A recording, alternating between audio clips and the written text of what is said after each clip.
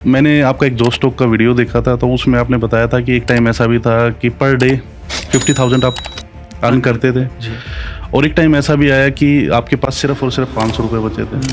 और मेरे पास रोज़ का 23 इयर्स की एज में भी 50,000 रुपीज़ की इनकम होती थी। तो मेरा जो एजुकेशन लोन था वो मैंने रीपे कर दिया था।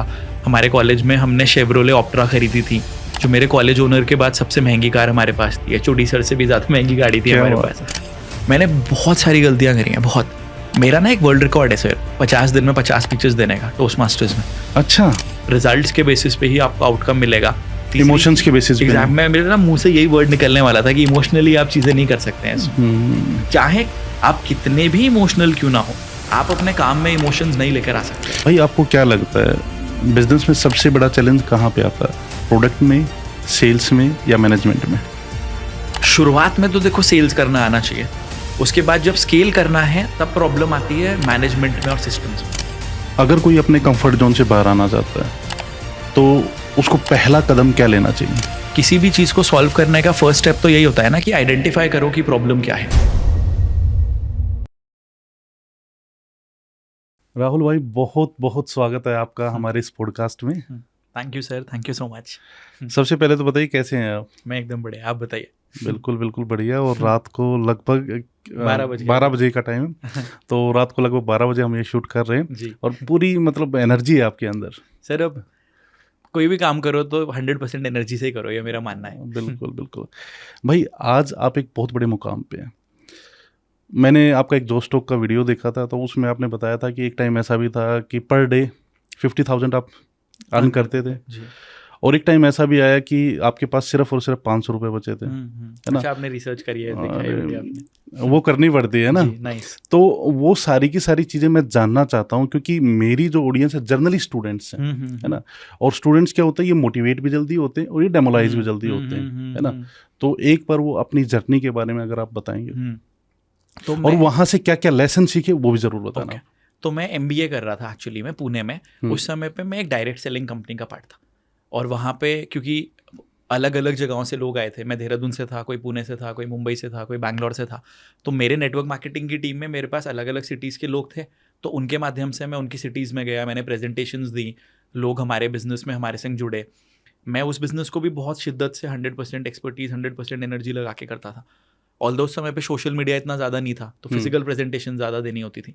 उसमें भी हमने 6 महीने के अंदर अराउंड 5,000 लोगों की टीम क्रिएट करी थी वहाँ पे। और मेरे पास रोज़ का 23 इयर्स की एज में भी 50,000 रुपीज़ की इनकम होती थी। तो मेरा जो एजुकेशन लोन था वो मैंने रीपे कर दिया था। हमारे कॉलेज में हमने शेवरोले ऑप्ट्रा खरीदी थी, जो मेरे कॉलेज ओनर के बाद सबसे महंगी कार हमारे पास थी। एचओडी सर से भी ज़्यादा महंगी गाड़ी थी हमारे पास। और सो उस चीज़ ने मुझे कॉन्फिडेंस भी दिया, ये भी रियलाइजेशन कराया कि मैं बहुत कुछ अच्छा कर सकता हूँ। थोड़ा एरोगेंट भी बनाया, क्योंकि एज कम थी उस समय पे। तो फिर मैंने उसके बाद ये सोचा, यार मैं जॉब वॉब क्या करूँगा यार, ये मुझे कितने पैसे दे देंगे यार, मैं क्यों करने चाहूँगा ये जॉब जब मैं इतना पैसा ऑलरेडी कमा रहा हूँ, जो कि गलत विचारधारा थी। आप over a period of time सीखते हैं ना, तो अभी मुझे रियलाइजेशन हुआ। लेकिन जो है मैंने बिल्कुल स्पष्ट तौर पर आपको बताया। फिर वहाँ से वो कंपनी बंद हो गई थी। रीजन क्या था बंद होने का? न्यूज़ में बहुत ज़्यादा नेगेटिविटी आ गई थी। Over a period of time हमें रियलाइज़ हुआ मे बी उसमें मनी रोटेट होता था, ये रीज़न था, ये भी एक कारण हो सकता है। और जब वो कंपनी बंद हुई थी, मेरे 23 लाख रुपीज़ स्टक थे उसमें। इन द सेंस वो मैंने कमाए हुए थे पैसे, मैंने कहा मेरे बैंक अकाउंट में आ जाएंगे बाद में। फिर हमने इतना एफर्ट नहीं डाला, हमें तो नहीं पता था कि कंपनी में ऐसी प्रॉब्लम आएगी। तो वो एक पैसा हमारा उसमें अटका रह गया था। फिर मैं देहरादून वापस गया, हमने हमारा काम करना शुरू करा। जब हमने हमारा काम करना शुरू करा तो पहले पता ही नहीं था कि क्या करना है। तो हमको आइडिया आया कि हम डिस्काउंट कार्ड्स बनाते हैं। अब डिस्काउंट कार्ड्स बनाने शुरू करे, तो जो पैसा हमने कमाया था, मैंने बोला लोन भी चुकाया, गाड़ी भी खरीदी और भी खर्चे हुए, ये बिजनेस भी सेटअप करा, तो धीरे धीरे पैसे तो खत्म हो गए थे हमारे पास। फिर हमने जब ये काम करा तो हमें शुरू में था कि यार 500 रुपीज़ का कार्ड बनेगा, हज़ारों कार्ड एक महीने में बनाएंगे, इतना रेवेन्यू आएगा। 15 लाख का रेवेन्यू मैंने सोचा था पहले महीने करेंगे। 1 महीना हुआ, 2 महीने हुए, 6 महीने हुआ, 2.5 साल हो गया, वो मिला के भी नहीं आया उतना रेवेन्यू तो हमारे पास। हमें रियलाइज़ हुआ ऐसे कार्ड्स तो और लोग भी बनाते हैं, ऐसा कुछ यूनिक नहीं है हमारा। तो बेसिकली उस कार्ड से डिस्काउंट्स मिलते थे लोगों को अलग अलग रेस्टोरेंट, जिम, सलून्स में। और था भी हम देहरादून में, तो इतनी बड़ी सिटी भी नहीं थी। जैसे दिल्ली में तो हज़ारों सलून्स होंगे, देहरादून में तो होंगे गिने चुने 60-70 होंगे। तो कंपटीशन ठीक ठाक था, मार्केट इतना बड़ा नहीं था। तो मुझे over a period of time realise हुआ यार ये स्केलेबल मॉडल नहीं है। और हमारी टीम में 7 लोग थे। अब मैं ऐसे परिवार से नहीं आता था कि मैं अगर पैसे नहीं कमा रहा हूँ तो परिवार नहीं चलेगा। मम्मी पापा दोनों गवर्नमेंट जॉब में थे, तो मैं घर पे ही रहता था, तो मेरे को रेंट नहीं देना होता था, खाने के पैसे नहीं देने होते थे। तो कुछ महीनों में अगर हम ठीक ठाक पैसे कमा भी लेते थे तो मैं टीम मेंबर्स में डिस्ट्रीब्यूट करता था, क्योंकि मुझे लगता था कि यार उनको पैसों की मुझसे ज़्यादा ज़रूरत है। बट अभी मुझे रियलाइज़ हुआ वो गलत माइंडसेट है। एक बंदे को पैसे दिए जाने चाहिए उसके एफर्ट्स के बेसिस पे, ना कि ज़रूरत के बेसिस पे। सिंपल बात है, पर इतना नहीं पता था उस समय पे। तो अब वो फेज था जब हम 500 रुपीज़ मंथ में भी सर्वाइव करते थे।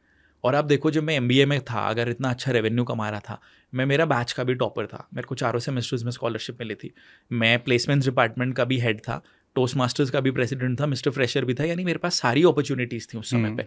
आपने वो सब छोड़ दिया। आपके जो क्लासमेट्स हैं, कोई सिंगापुर में है, कोई जापान में है। और मैंने MBA भी, जो बहुत इंटरेस्टिंग पार्ट है, मैंने ऑयल एंड गैस में करा था। तो भारत में सिर्फ 50 बच्चे थे जो एक साल में पढ़ते थे। तो अगर एक कोर्स करीब 50 बच्चे रहे तो आप कितने हाई डिमांड में होंगे जॉब में। 100% है। हमें अपॉर्चुनिटी मिली थी ट्रांसओशन में, जो वर्ल्ड की नंबर 1 अपस्ट्रीम कंपनी थी उस समय पे, सिंगापुर में। वहाँ पे वो हमारे कॉलेज में प्लेसमेंट्स के लिए आए थे। मैं कभी ध्यान ही नहीं दिया उन सब चीज़ों में। फिर जब मैं बाद में था, मैं कंपेयर करता था, यार मैं ठीक कर भी रहा हूँ या नहीं कर रहा हूँ। और मैं अंदर से कितना भी टूटा हुआ हूँ, मैं वो चीज़ ना तो घर वालों को दिखा सकता हूँ, ना मेरे टीम मेंबर्स को दिखा सकता हूँ। सही बात है। और मेरे छोटे भाई भी साथ में इन्वॉल्व थे। तो अब तो 2 रिस्पॉन्सिबिलिटी आ गई, बिजनेस भी करो, भाई का भी ध्यान दो, और घर वालों को भी दिए कि भाई कुछ तो अच्छा करें ये लोग। तो वो समय मुश्किल था। मैं ज़्यादा उसके बारे में इतनी बात नहीं करता अभी, क्योंकि मुझे लगता है उस फेज़ ने हमें बहुत मजबूत बनाया है। सही बात है। तो 6 साल जब निकल गए थे, उसके बाद फिर हम ऑनलाइन जाना शुरू करा। मेरा कम्युनिकेशन हमेशा से फॉर्टे था, तो मैंने कम्युनिकेशन की कोचिंग देनी शुरू करी। उससे पहले तक हम वो ऑफलाइन देते थे, जैसे स्कूल्स में दिया, कॉलेजेस में दिया, कॉर्पोरेट्स में दिया। फिर मैं अपनी ट्रेनिंग्स ऑनलाइन लेके गया, और जब मैं ऑनलाइन लेके गया, हमें रिजल्ट्स आने अच्छे लगे। उसके बाद मुझे रियलाइज़ हुआ, यार ये बहुत अच्छा है, मैं इसके लिए अच्छा काम करता हूँ, बना हूँ। उसके बाद हमने अराउंड 1500 सेल्स वेबिनार्स करे होंगे। किसी ने भी इतने वेबिनार्स नहीं करे होंगे पूरे कंट्री में। और फिर रिजल्ट्स अच्छे आने लगे। एंड फिर हमारे इवेंट्स हुए, इवेंट्स में लोग आए, लोगों की लाइफ में बहुत अच्छे रिजल्ट्स आए हमारे काम की वजह से। तब मुझे रियलाइज़ हुआ, जो हम काम कर रहे हैं, it's not just for earning money, उससे लोगों की लाइफ में बहुत बड़ा बदलाव आ रहा है। और ये सच बात है, आप किसी भी इंडस्ट्री में हो, आप ज़्यादा अच्छा पैसा भी तभी कमाओगे, रिजल्ट भी तभी लेकर आओगे, जब आपके काम से लोगों की लाइफ में योगदान हो रहा होगा। सही बात है। तो वो हमें रियलाइजेशन जिस समय हुआ, उसके बाद से फिर जो ड्राइव है वो मनी से बहुत ज़्यादा बढ़कर हो गया। मुझे अभी भी ये लगता है that money is a by product. आप अच्छा काम करते हो तो पैसा अपने आप ही आपके पास आ जाएगा। सही बात है। जैसे अभी आपने 5 मिनट पहले बोला कि आपकी एनर्जी अभी भी इतनी बरकरार है। मुझे लगता है यार, अगर एक इंसान अपना सबसे बहुमूल्य चीज़ हमें दे रहा है, अपना समय, तो ये हमारी रिस्पॉन्सिबिलिटी बनती है कि हम अपना 100% से ज़्यादा दें। मैं जैसे ये एक आपके संग वीडियो है, फिर एक और सर के संग वीडियो है, वो जाने के बाद फिर मैं होटल रूम में जाके ऐसे पढ़ के सो जाऊंगा। लेकिन मैं अगर यहाँ पे 3 बजे तक भी बैठा हूँ तो मेरी एनर्जी सेम रहेगी। वो बहुत इंपॉर्टेंट है। भाई, वहाँ से क्या क्या लर्निंग्स आपने ली? जो जैसे पर डे आप 50,000 कर रहे थे, फिर 500 पे आए, है ना? मेन है कि फेलियर से हमने क्या क्या सीखा, वो क्या लेसन्स थे? एक तो मुझे ये लगा कि मेंटोरिंग बहुत ज़रूरी है लाइफ में। मैंने बहुत सारी गलतियां करी हैं, बहुत। मेरा ना एक वर्ल्ड रिकॉर्ड है सर, 50 दिन में 50 स्पीचेस देने का, टोस्ट मास्टर्स में। अच्छा। अब वो स्पीचेस दी, सब रिकॉर्ड करी, एक ही दिन में 50 वीडियोस डाल दिए यूट्यूब पे। जो 1 साल का कंटेंट होता है वो एक दिन में डाल दिया। मतलब 50 दिन में आपने 50 स्पीचेस दी थी, रोज अलग स्पीच, अलग लोकेशन में जाके, अलग ऑडियंस के सामने। वो अलग अलग सिटी होती थी? हाँ, जैसे अलग अलग ऐसा होता था, देहरादून, चंडीगढ़, जयपुर और दिल्ली NCR, ऐसे। ठीक है। तो मैं रोज ट्रैवल करता था और ऐसे बनाता था। टॉपिक्स अलग अलग होते थे? सारी स्पीचेस अलग, सारे टॉपिक्स अलग, और सबका जो स्पीच पैटर्न है वो भी अलग था। मतलब हमें टोस्ट मास्टर्स से मैनुअल मिलता है, तो मैं एक दिन स्पीच लिखता था, अगले दिन डिलीवर करता था, एक दिन स्पीच लिखता था, अगले दिन डिलीवर करता था। अच्छा, कहाँ रजिस्टर कराया फिर आपने ये रिकॉर्ड? वो तो टोस्ट मास्टर्स में है ना, टोस्ट मास्टर्स इंटरनेशनल में था मैं। अच्छा। तो आज तक कोई भी और टोस्ट मास्टर नहीं है, जैसे 10 लाख 15 लाख हुए होंगे वर्ल्ड वाइड, सिर्फ इंडिया में नहीं, वर्ल्ड किसी के पास भी ये रिकॉर्ड नहीं है 50 स्पीच। ठीक है। अब वो अच्छी चीज़ करी, गलती ये करी कि सारी स्पीचेस एक ही दिन में यूट्यूब में अपलोड कर दिया, तो डूब गया मेरा चैनल उसी दिन। 3-4 के बाद तो लोगों पे नोटिफिकेशन भी नहीं गए, उन्हें लगा है तो स्पैम कर रहा है, एक दिन में इतने वीडियोस डाल रहा है तो। क्योंकि रोज होता तो अलग बात है ना। सही बात अब जैसे TEDx के चैनल पे तो रोज इतने वीडियोस डलते हैं, मैंने एक ही दिन में इतने वीडियोस डाल दिए। तो अगर कोई मेंटोरिंग देने वाला होता, वो बोलता कि भाई क्या कर रहा है यार, ये 1 साल का कंटेंट है। फेसबुक के ऊपर हम कंटेंट बनाते थे पहले से, अगर कोई उसी समय बता देता कि यार फेसबुक में एड्स अभी से चला लो, आज तो सब चलाते हैं, 10 साल पहले तो कोई भी नहीं चलाता था, तो उस समय अगर आप करते तो आपके लिए कितना बड़ा फाउंडेशन सेट हो जाता। तो ये चीज़ रियलाइज़ हुई कि हम देहरादून में मेहनत तो बहुत कर रहे थे, लेकिन क्योंकि वो मेहनत सही डायरेक्शन में नहीं था, तो उससे रेवेन्यू नहीं आ रहा था। लोगों ने तो जाना थोड़े बहुत। अब आप सोचिए, हमने फिजिकली जा जाके दुकानों में, घरों में, शॉप्स में 55,000 कार्ड्स बनाए थे, जो बनाने में हमको तकरीबन 5 साल लग गए। आज मेरे को अगर मैं ऐड बजट अपना बढ़ा दूं तो वो 55,000 लीड्स मैं एक दिन में जनरेट कर सकता हूँ मेरे रूम में बैठ के। बिल्कुल। तो अगर कोई सिखाने के लिए होता पहले तो ये चीज़ हम कितनी आसानी से कर ले जाते हैं। तो ये रियलाइजेशन हुआ कि मेंटोरिंग होना बहुत ज़रूरी है। सेकेंड ये रियलाइजेशन हुआ, हमारी टीम में, हमारी कंपनी में 7 लोग थे, 7 को हम एज अ डायरेक्टरशिप लेके चल रहे थे उसमें। पेपर पे भले ही नहीं था लेकिन पार्टनरशिप सबका बराबर था। Over a period of time realise हुआ भाई ऐसे नहीं चलती है दुनिया।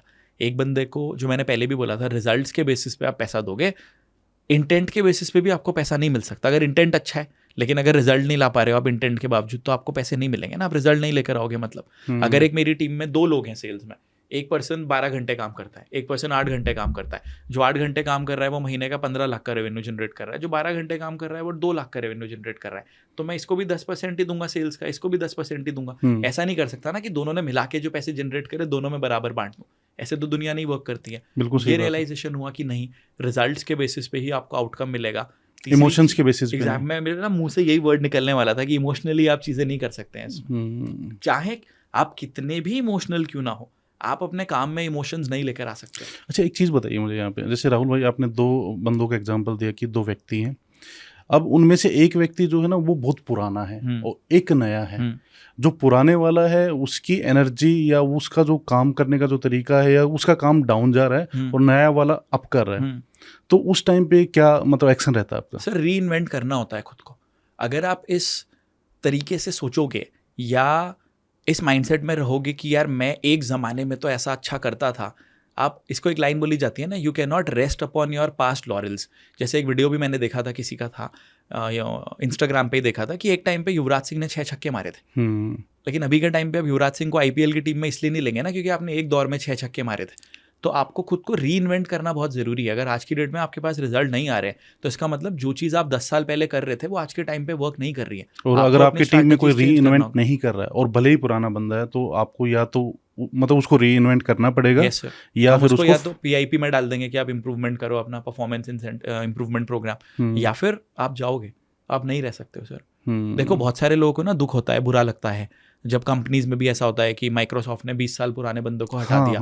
लेकिन सच्चाई है यार, अगर आप कंट्रीब्यूट नहीं कर रहे हो तो चीज़ें नहीं चलेंगी। और उसका रीज़न भी मैं आपको बताता हूँ। ये दुखदाई है लेकिन सच्चाई यही है, अगर वो कंपनी ही नहीं एग्जिस्ट करेगी जिसकी वजह से हम और आप साथ में हैं, तब तो दोनों ही लोग आउट ऑफ पिक्चर हो जाएंगे ना, दोनों ही लोग आउट ऑफ बिजनेस हो जाएंगे। अब हम जितना भी चाहें, इसीलिए तो रिटायरमेंट की शायद एक एज भी रखी जाती है 60 ईयर्स की, उसके बाद नहीं करने देते लोगों को काम। तो अगर आप खुद को, अब मैं, और ये उनके लिए नहीं है, मेरे लिए भी है, अगर मैं सेशंस करता हूँ, लोग मुझसे बहुत प्यार करते हैं, लेकिन अगर मैं 6 महीने तक सेशंस नहीं करूंगा, वो कहीं और तो जाएंगे ना, उनको तो अपना घर चलाना है, उनको तो कहीं से सीखना है। मैं ये थोड़ी बोलूंगा उनको कि अरे यार तुम मुझे छोड़ के चले गए। So you need to be on the top of your game. ये बहुत बड़ी सच्चाई है सर। आपने बोला कि जिस कंपनी में आप काम करते थे वो कंपनी बंद हो गई थी, नेटवर्क मार्केटिंग MLM में। तो आजकल MLM पे बहुत सारी कंपनीज हैं, है ना, और यूथ लगातार इन चीज़ों की तरफ अट्रैक्ट भी हो रहा है। तो आप यूथ को क्या मैसेज देना चाहिए, मतलब उनकी तरफ जाना चाहिए या नहीं जाना चाहिए? सर, आपको ये चेक करना पड़ेगा पहले कि जो कंपनी है उसका जेन्युइन प्रोडक्ट है कि नहीं है। मतलब कुछ चीज़ें तो बहुत इंपॉर्टेंट है देखना, क्या वो प्रोडक्ट बेस्ड कंपनी है, क्या जेन्युइनली जो प्रोडक्ट है जो लोगों को दे रहे हैं, क्या वो प्रोडक्ट से लोगों को फायदा हो रहा है कि नहीं हो रहा है। अगर प्रोडक्ट से लोगों को फायदा नहीं हो रहा है, तब वो जो लाइन होती है, तब आप बस हवा बेच रहे हो, और हवा लंबे समय तक नहीं बिकती है। अगर सिर्फ पैसा ही रोटेट हो रहा है तो वो चीज़ लंबे समय तक नहीं चलेगी। अगर प्रोडक्ट से लोगों को फायदा होगा तो लोग वर्ड ऑफ माउथ के थ्रू ही उस प्रोडक्ट को खरीदेंगे और वो लंबा चलने वाला है। जैसे मैं एग्जांपल देता हूँ, हमारे मॉम डैड एमवे बिजनेस करते थे। एमवे 20 साल पहले भी वो टूथपेस्ट बनाता था, मैं घर पे वही यूज़ करता था, आज भी वही यूज़ होता है हमारे। क्यों? क्योंकि प्रोडक्ट क्वालिटी बहुत अच्छी है, बहुत अच्छी है। कई लोग ये बोल सकते हैं कि प्रोडक्ट क्वालिटी कंपैरेटिवली एक्सपेंसिव है। भाई अच्छा ब्रांड अच्छा महंगा होता ही है कंपैरेटिवली, सीधी सी बात है। लेकिन क्योंकि प्रोडक्ट बेस्ड था तो इसीलिए इतने लंबे समय तक चल रहा है। और अगर आपने क्वेश्चन पूछा, मैं इसका एक टेक्निकल आंसर भी देना चाहूँगा। 2 तरीके के प्लान होते हैं। एक बाइनरी प्लान होता है नेटवर्क मार्केटिंग में, एक होता है जिसमें कि बाइनरी में आपकी 2 ही लेग्स हो सकती हैं, यानी कि 2 ही लोगों को आप अपने संग जोड़ सकते हैं एक तरीके से डायरेक्टली। जो दूसरा है उसमें लीनियर है, उसमें आप ज़्यादा से ज़्यादा लोगों को डायरेक्टली अपने संग एनरोल करा सकते हैं। अगर आपका मॉडल बाइनरी वाला है तो over a period of time ऐसा ज़रूर हो जाता है कि वहाँ पे पैसों का जो रोटेशन है उसमें चैलेंज आ जाता है।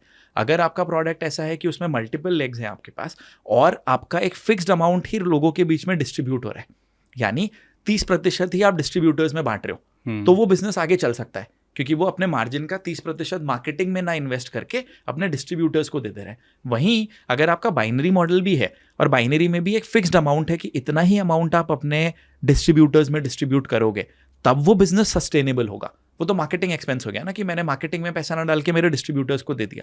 लेकिन अगर प्रोडक्ट भी अच्छा नहीं है और पैसा भी इस तरीके से नहीं डिस्ट्रीब्यूट हो रहा है कि एक लिमिट ही हो रही है, कितना भी पैसा आप लोगों में बांट दे रहे हो, तो वो कंपनी फिर कुछ समय के बाद कोलैप्स कर जाएगी। ये बात है।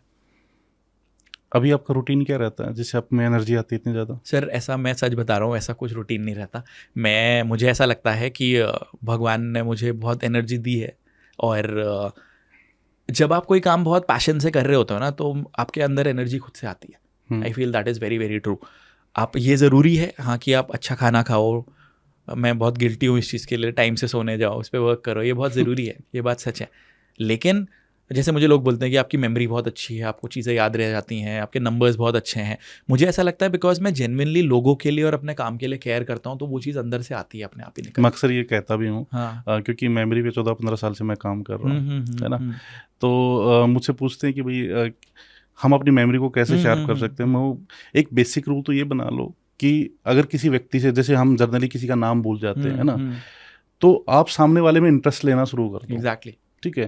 तो जैसे आपने बताया ना कि आपकी मेमोरी शार्प होने की वजह क्या है कि सामने वाले में इतना इंटरेस्ट लेना, खो जाना उसके अंदर, है ना। तो बिल्कुल बिल्कुल सही। जैसे अभी आप मिले, आज से पहले मैंने आपका वीडियो देखा था, तो मैं देख के आपको पहचान गया। मैंने ये तक आपको बोला कि आपके वो वीडियो क्लीन शेव्ड थे, आप दाढ़ी में कमी वीडियोस बनाते हो, मैंने वो भी चीज़ ऑब्जर्व करी।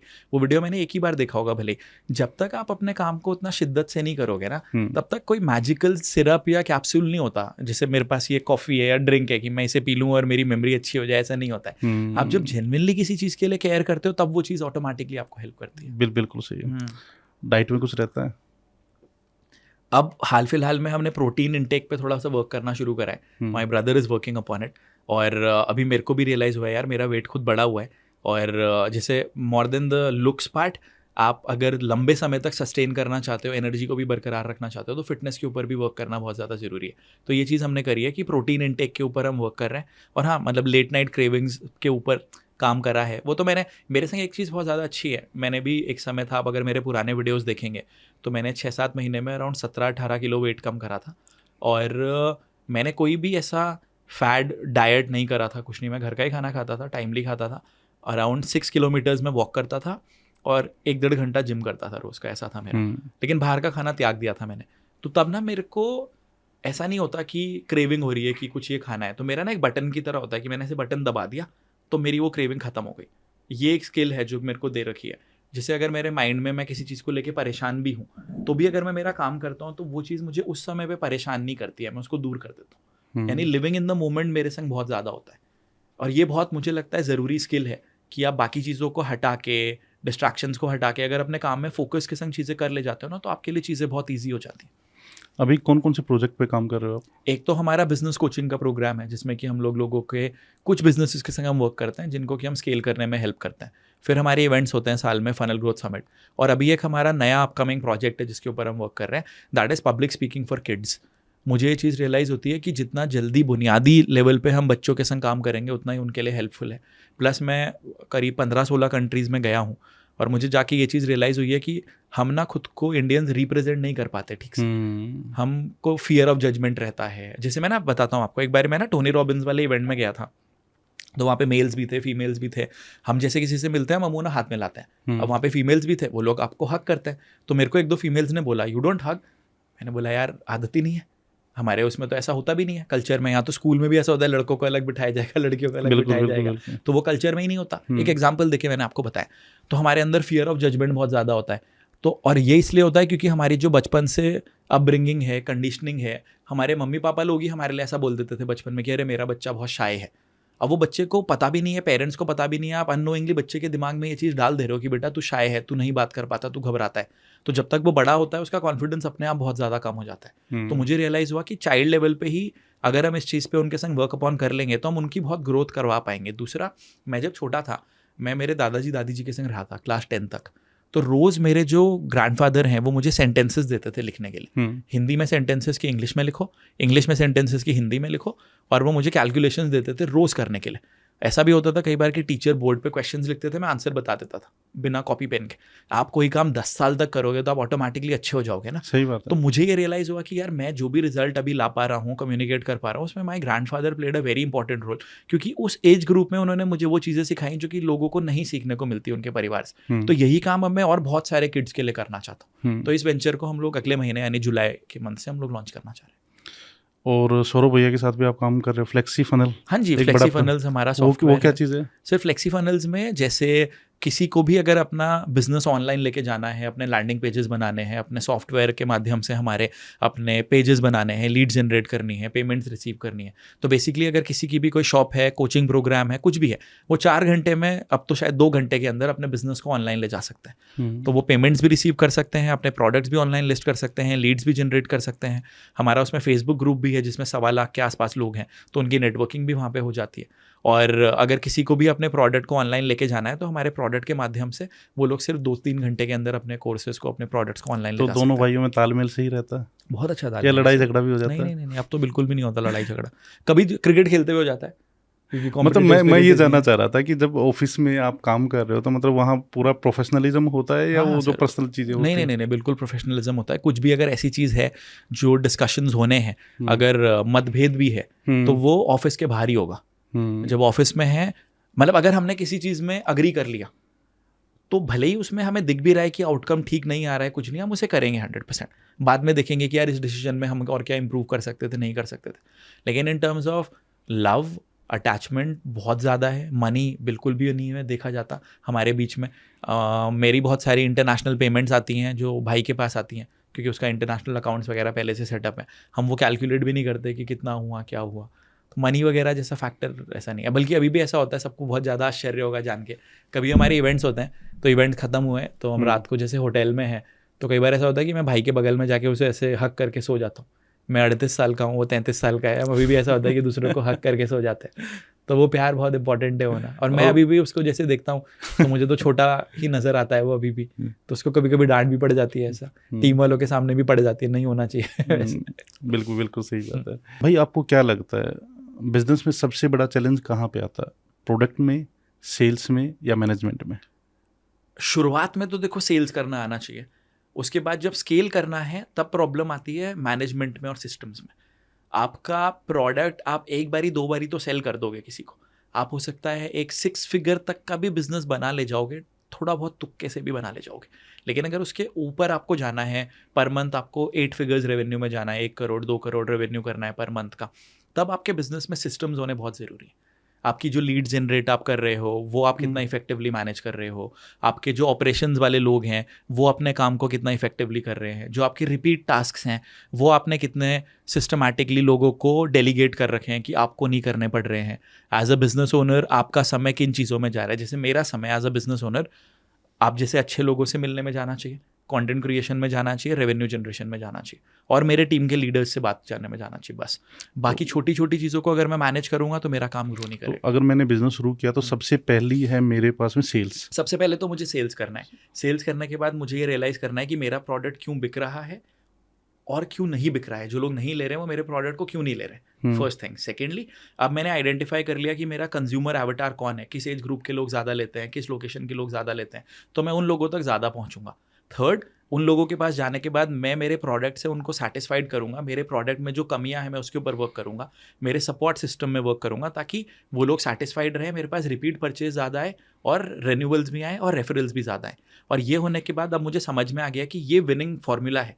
अब इसी विनिंग फार्मूला को अब मैं स्केल में लॉन्च करूंगा। तो स्केल में लॉन्च करने के लिए फिर आपको सिस्टम्स बनाने पड़ेंगे अपने बिजनेस में।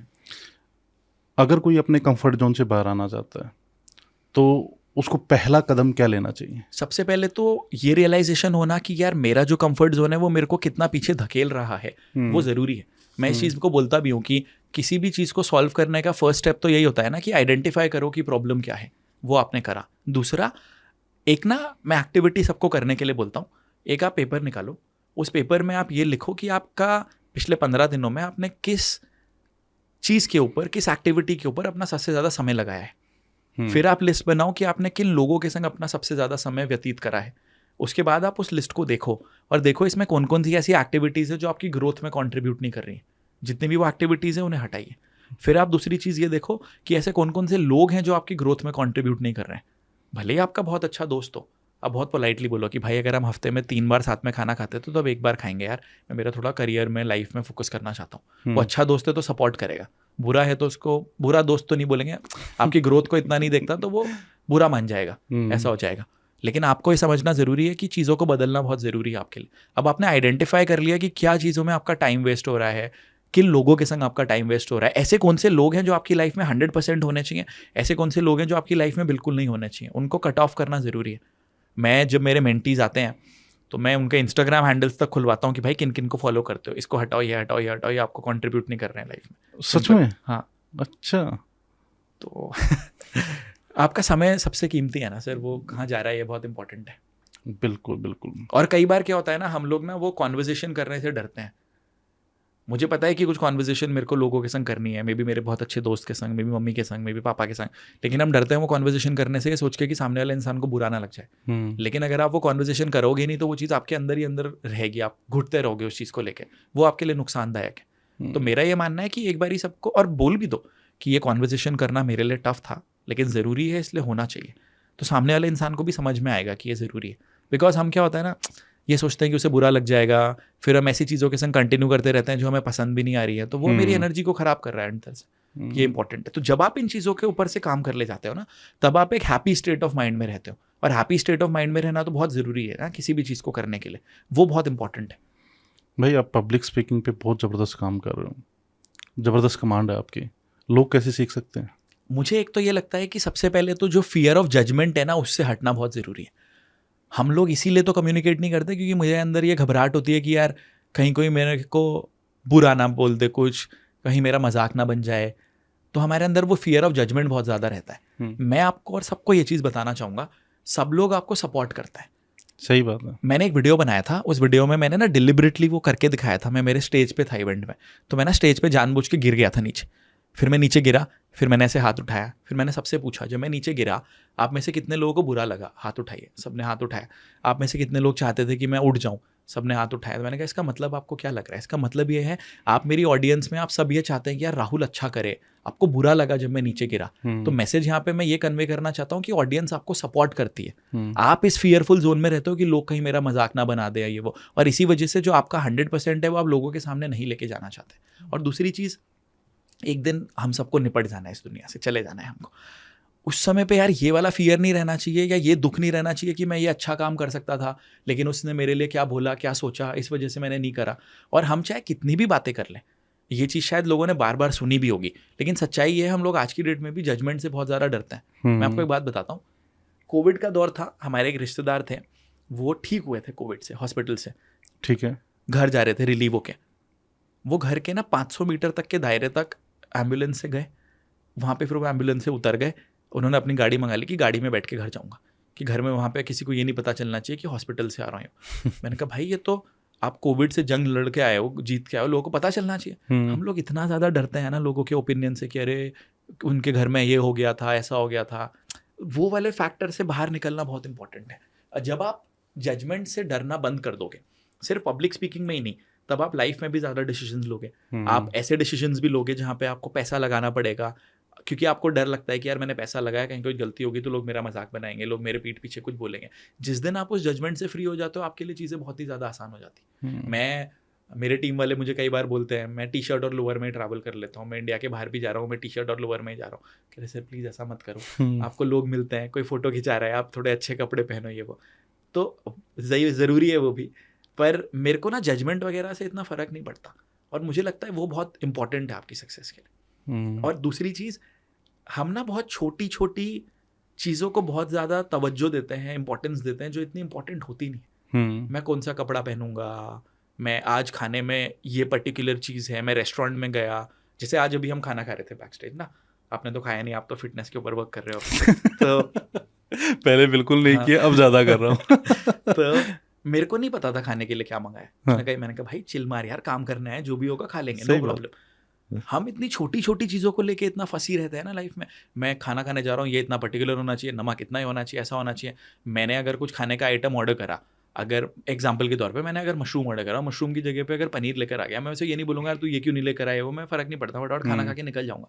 ये गैर इंपॉर्टेंट जो चीज़ें हैं ना, इनको मैं ज़्यादा रेलेवेंस नहीं देता मेरी लाइफ में, और इस वजह से जो मेरी एनर्जी है वो बहुत ज़्यादा कंजर्व होती है। यहाँ पे मैंने देखा स्पेशली हमारे दिल्ली एनसीआर में लोग सड़क पे जा रहे हैं, 10 सेकंड अगर किसी ने सामने गाड़ी रोक दी वो हॉर्न बजाने लग जाते हैं सब कुछ। हमारा पेशेंस लेवल इतना ज़्यादा कम हो गया है। अगर आपका पेशेंस इतना कम है तो आपको ये भी देखना पड़ेगा ना, आपकी लाइफ में भी तो इतनी जल्दी जल्दी इतना टाइम कम हो रहा है, आप लाइफ के प्रति क्या इतना इंपॉर्टेंस दे रहे हो? आप अगर सड़क में वेट करना पड़ रहा है 2 दिन, आपका 2 मिनट, आपका मूड खराब हो जा रहा है, लेकिन जो आपके लाइफ के इतने दिन निकलते जा रहे हैं हम उसको तो इतनी इंपॉर्टेंस नहीं देते हैं। सही तो बात जिस दिन आपको ये रियलाइज हो जाए कि मेरा समय बहुत ज़्यादा वैल्यूएबल है, आप जजमेंट से फ्री हो जाते हो, तो पब्लिक स्पीकिंग हो, बिजनेस हो, आप किसी भी चीज़ में बहुत फ्रीली काम करते हो, तब आपके लिए चीज़ें बहुत आसान हो जाती हैं। भाई डिसीजन जो निर्णय जो होते हैं वो हर व्यक्ति की लाइफ में बड़े इंपॉर्टेंट रोल मतलब प्ले करते हैं ना, और मैंने भी बहुत सारे ऐसे डिसीजन लिए।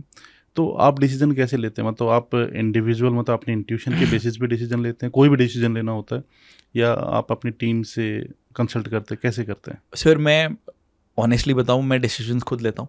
मैं चाहता हूं कि अगर हम गलत हों तो राहुल भटनागर गलत हो, अगर हम सही हैं तो पूरी टीम सही है, मेरा ये मानना है, सिंपल। और मैं डिसीजन कैसे लेता हूँ ये भी बताता हूँ। आई लुक एट इट कि मैं यहाँ पे अपसाइड कितना ज़्यादा है और डाउन साइड कितना है। फॉर एग्जाम्पल जैसे मैं एक इवेंट कर रहा हूँ, हमने जैसे फनल ग्रोथ समिट करा था, तो फनल ग्रोथ समिट में हमारा अराउंड 3-3.5 करोड़ रुपए में ब्रेक इवन होता है इवेंट में। तो मुझे ये दिखा कि यार इसमें अगर मैं ये इवेंट करता हूँ, अगर हमारे पास हमारे मन मुताबिक रिजल्ट नहीं आते तो लॉस कितना होगा। मैंने कहा यार अगर हम मे बी 1 करोड़ रुपए का लॉस होगा, मैंने कहा इतना लॉस तो मैं झेल सकता हूँ, इतना मैंने अपना बैकअप बना लिया। लेकिन अगर सक्सेसफुल हो जाएंगे तो क्या होगा, आप इंडिया के पहले कोच हुए जिसने कि 5,000 लोगों का इवेंट करा, आपने इतने सारे लोगों को बुलाया, आपने इंटरनेशनल स्पीकर्स को बुलाया, आपको जो रिकग्निशन मिला वो सालों साल तक चलेगा, तो अपसाइड बहुत ज़्यादा बड़ा है। तो उसके मुकाबले में ये वाला रिस्क लेने के लिए रेडी हूँ। लेकिन मैं अगर मेरे को लगता है कि यार यहाँ पे मेरे को एग्जाम्पल है 10 करोड़ का लॉस हो सकता है और मेरी इतनी क्षमता नहीं है कि मैं इतना लॉस झेल सकूँ, तो मैं वो वाला डिसीजन नहीं लूँगा। यानी कि मैं अगर लॉस झेलने की क्षमता रखता हूँ और अपसाइड उसका इतना बड़ा है कि उसके सामने मैं ये रिस्क ले सकता हूँ, तो वो रिस्क मैं हमेशा लेता हूँ। और एक और चीज़ भी मैं बताता हूँ, 99% लोग जो भी आप आज काम कर रहे हो वो करने से डरते हैं, मतलब मन में एक बार फियर आता है। तो मुझे ये लगता है कि यार ये काम 99% लोग नहीं करेंगे, या चलो 95% लोग नहीं करेंगे, तो अगर मैं ये काम करने का डिसीजन ही ले लेता हूँ तो मैं उन 95% लोगों से तो आगे आ गया। अब अगर मैं कंसिस्टेंट रहूंगा तो मैं रिमेनिंग 4% लोगों से भी आगे आ जाता हूँ। वो चीज़ मुझे लगता है कि बहुत ज़्यादा हेल्प करती है मुझे, क्योंकि I feel being courageous is very important. अब अगर आप सोचते ही रहोगे तब तो फिर आप उस डिसीजन को लोगे नहीं। एंड आई नो कि हम मैक्सिमम लोग उसी जोन में रहते हैं जिसको बोलते भी एनालिसिस पैरालिसिस। आप इतना एनालाइज करते हो कि पैरालिसिस वाले जोन में हम चले जाते हैं, एक्शन ही नहीं लेते। मुझे लगता है यार मैंने डिसीजन ले लिया ना तो मैं बहुत सारे लोगों से वैसे ही आगे निकल गया, और उसके बाद आप कंसिस्टेंट हो तो आपके पास रिजल्ट्स आ जाते हैं। सही बात है।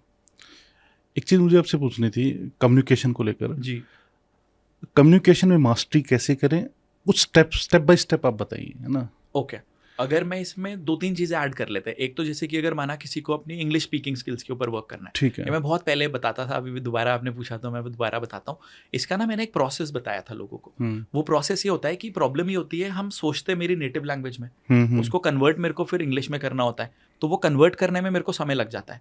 तो उसका सॉल्यूशन ये है कि मेरी जो थिंकिंग है वो मुझे इंग्लिश में करनी ज़रूरी है। अब ये करना कैसे होता है? सबसे पहले आपके आसपास जितने भी ऑब्जेक्ट्स आपको दिखते हैं, आप उन सारे के सारे ऑब्जेक्ट्स का नाम अपने दिमाग में इंग्लिश में लेना शुरू करिए। यानी कि सड़क को आपने रोड बनाया, पेड़ को आपने ट्री बनाया, पानी को आपने वाटर बनाया, तो जितनी भी चीज़ें आपको दिखी आपने उनको इंग्लिश में सोचना शुरू करा। सेकेंड स्टेप, आपकी लाइफ में रोज़मर्रा जितनी भी चीज़ें रेगुलर बेसिस पे होती हैं, आपने उन सारी चीज़ों को इंग्लिश में कन्वर्ट करा। I wake up at 9 AM, I have my breakfast at 10 AM, I go to my office at 11 AM। ये चीज़ें रोज़ हो रही हैं, तो आपने उन सब चीज़ों को इंग्लिश में सोचना शुरू करा। थर्ड स्टेप, आपकी लाइफ में रोज़ाना जो भी नई चीज़ें हुई, जैसे आप और मैं आज पहली बार मिले, तो मैंने बोला I met mister Himmat, we had an amazing podcast today, वो मैंने इंग्लिश में अपने माइंड में कन्वर्ट कर लिया। ये थर्ड स्टेप हो गया। फोर्थ स्टेप, अब इन सारे सेंटेंसेस को कन्वर्ट करके मैंने एक पैराग्राफ बनाया और उस पैराग्राफ को मैंने लिख लिया। अब उस पैराग्राफ को मैं ज़ोर ज़ोर से पढ़ूंगा।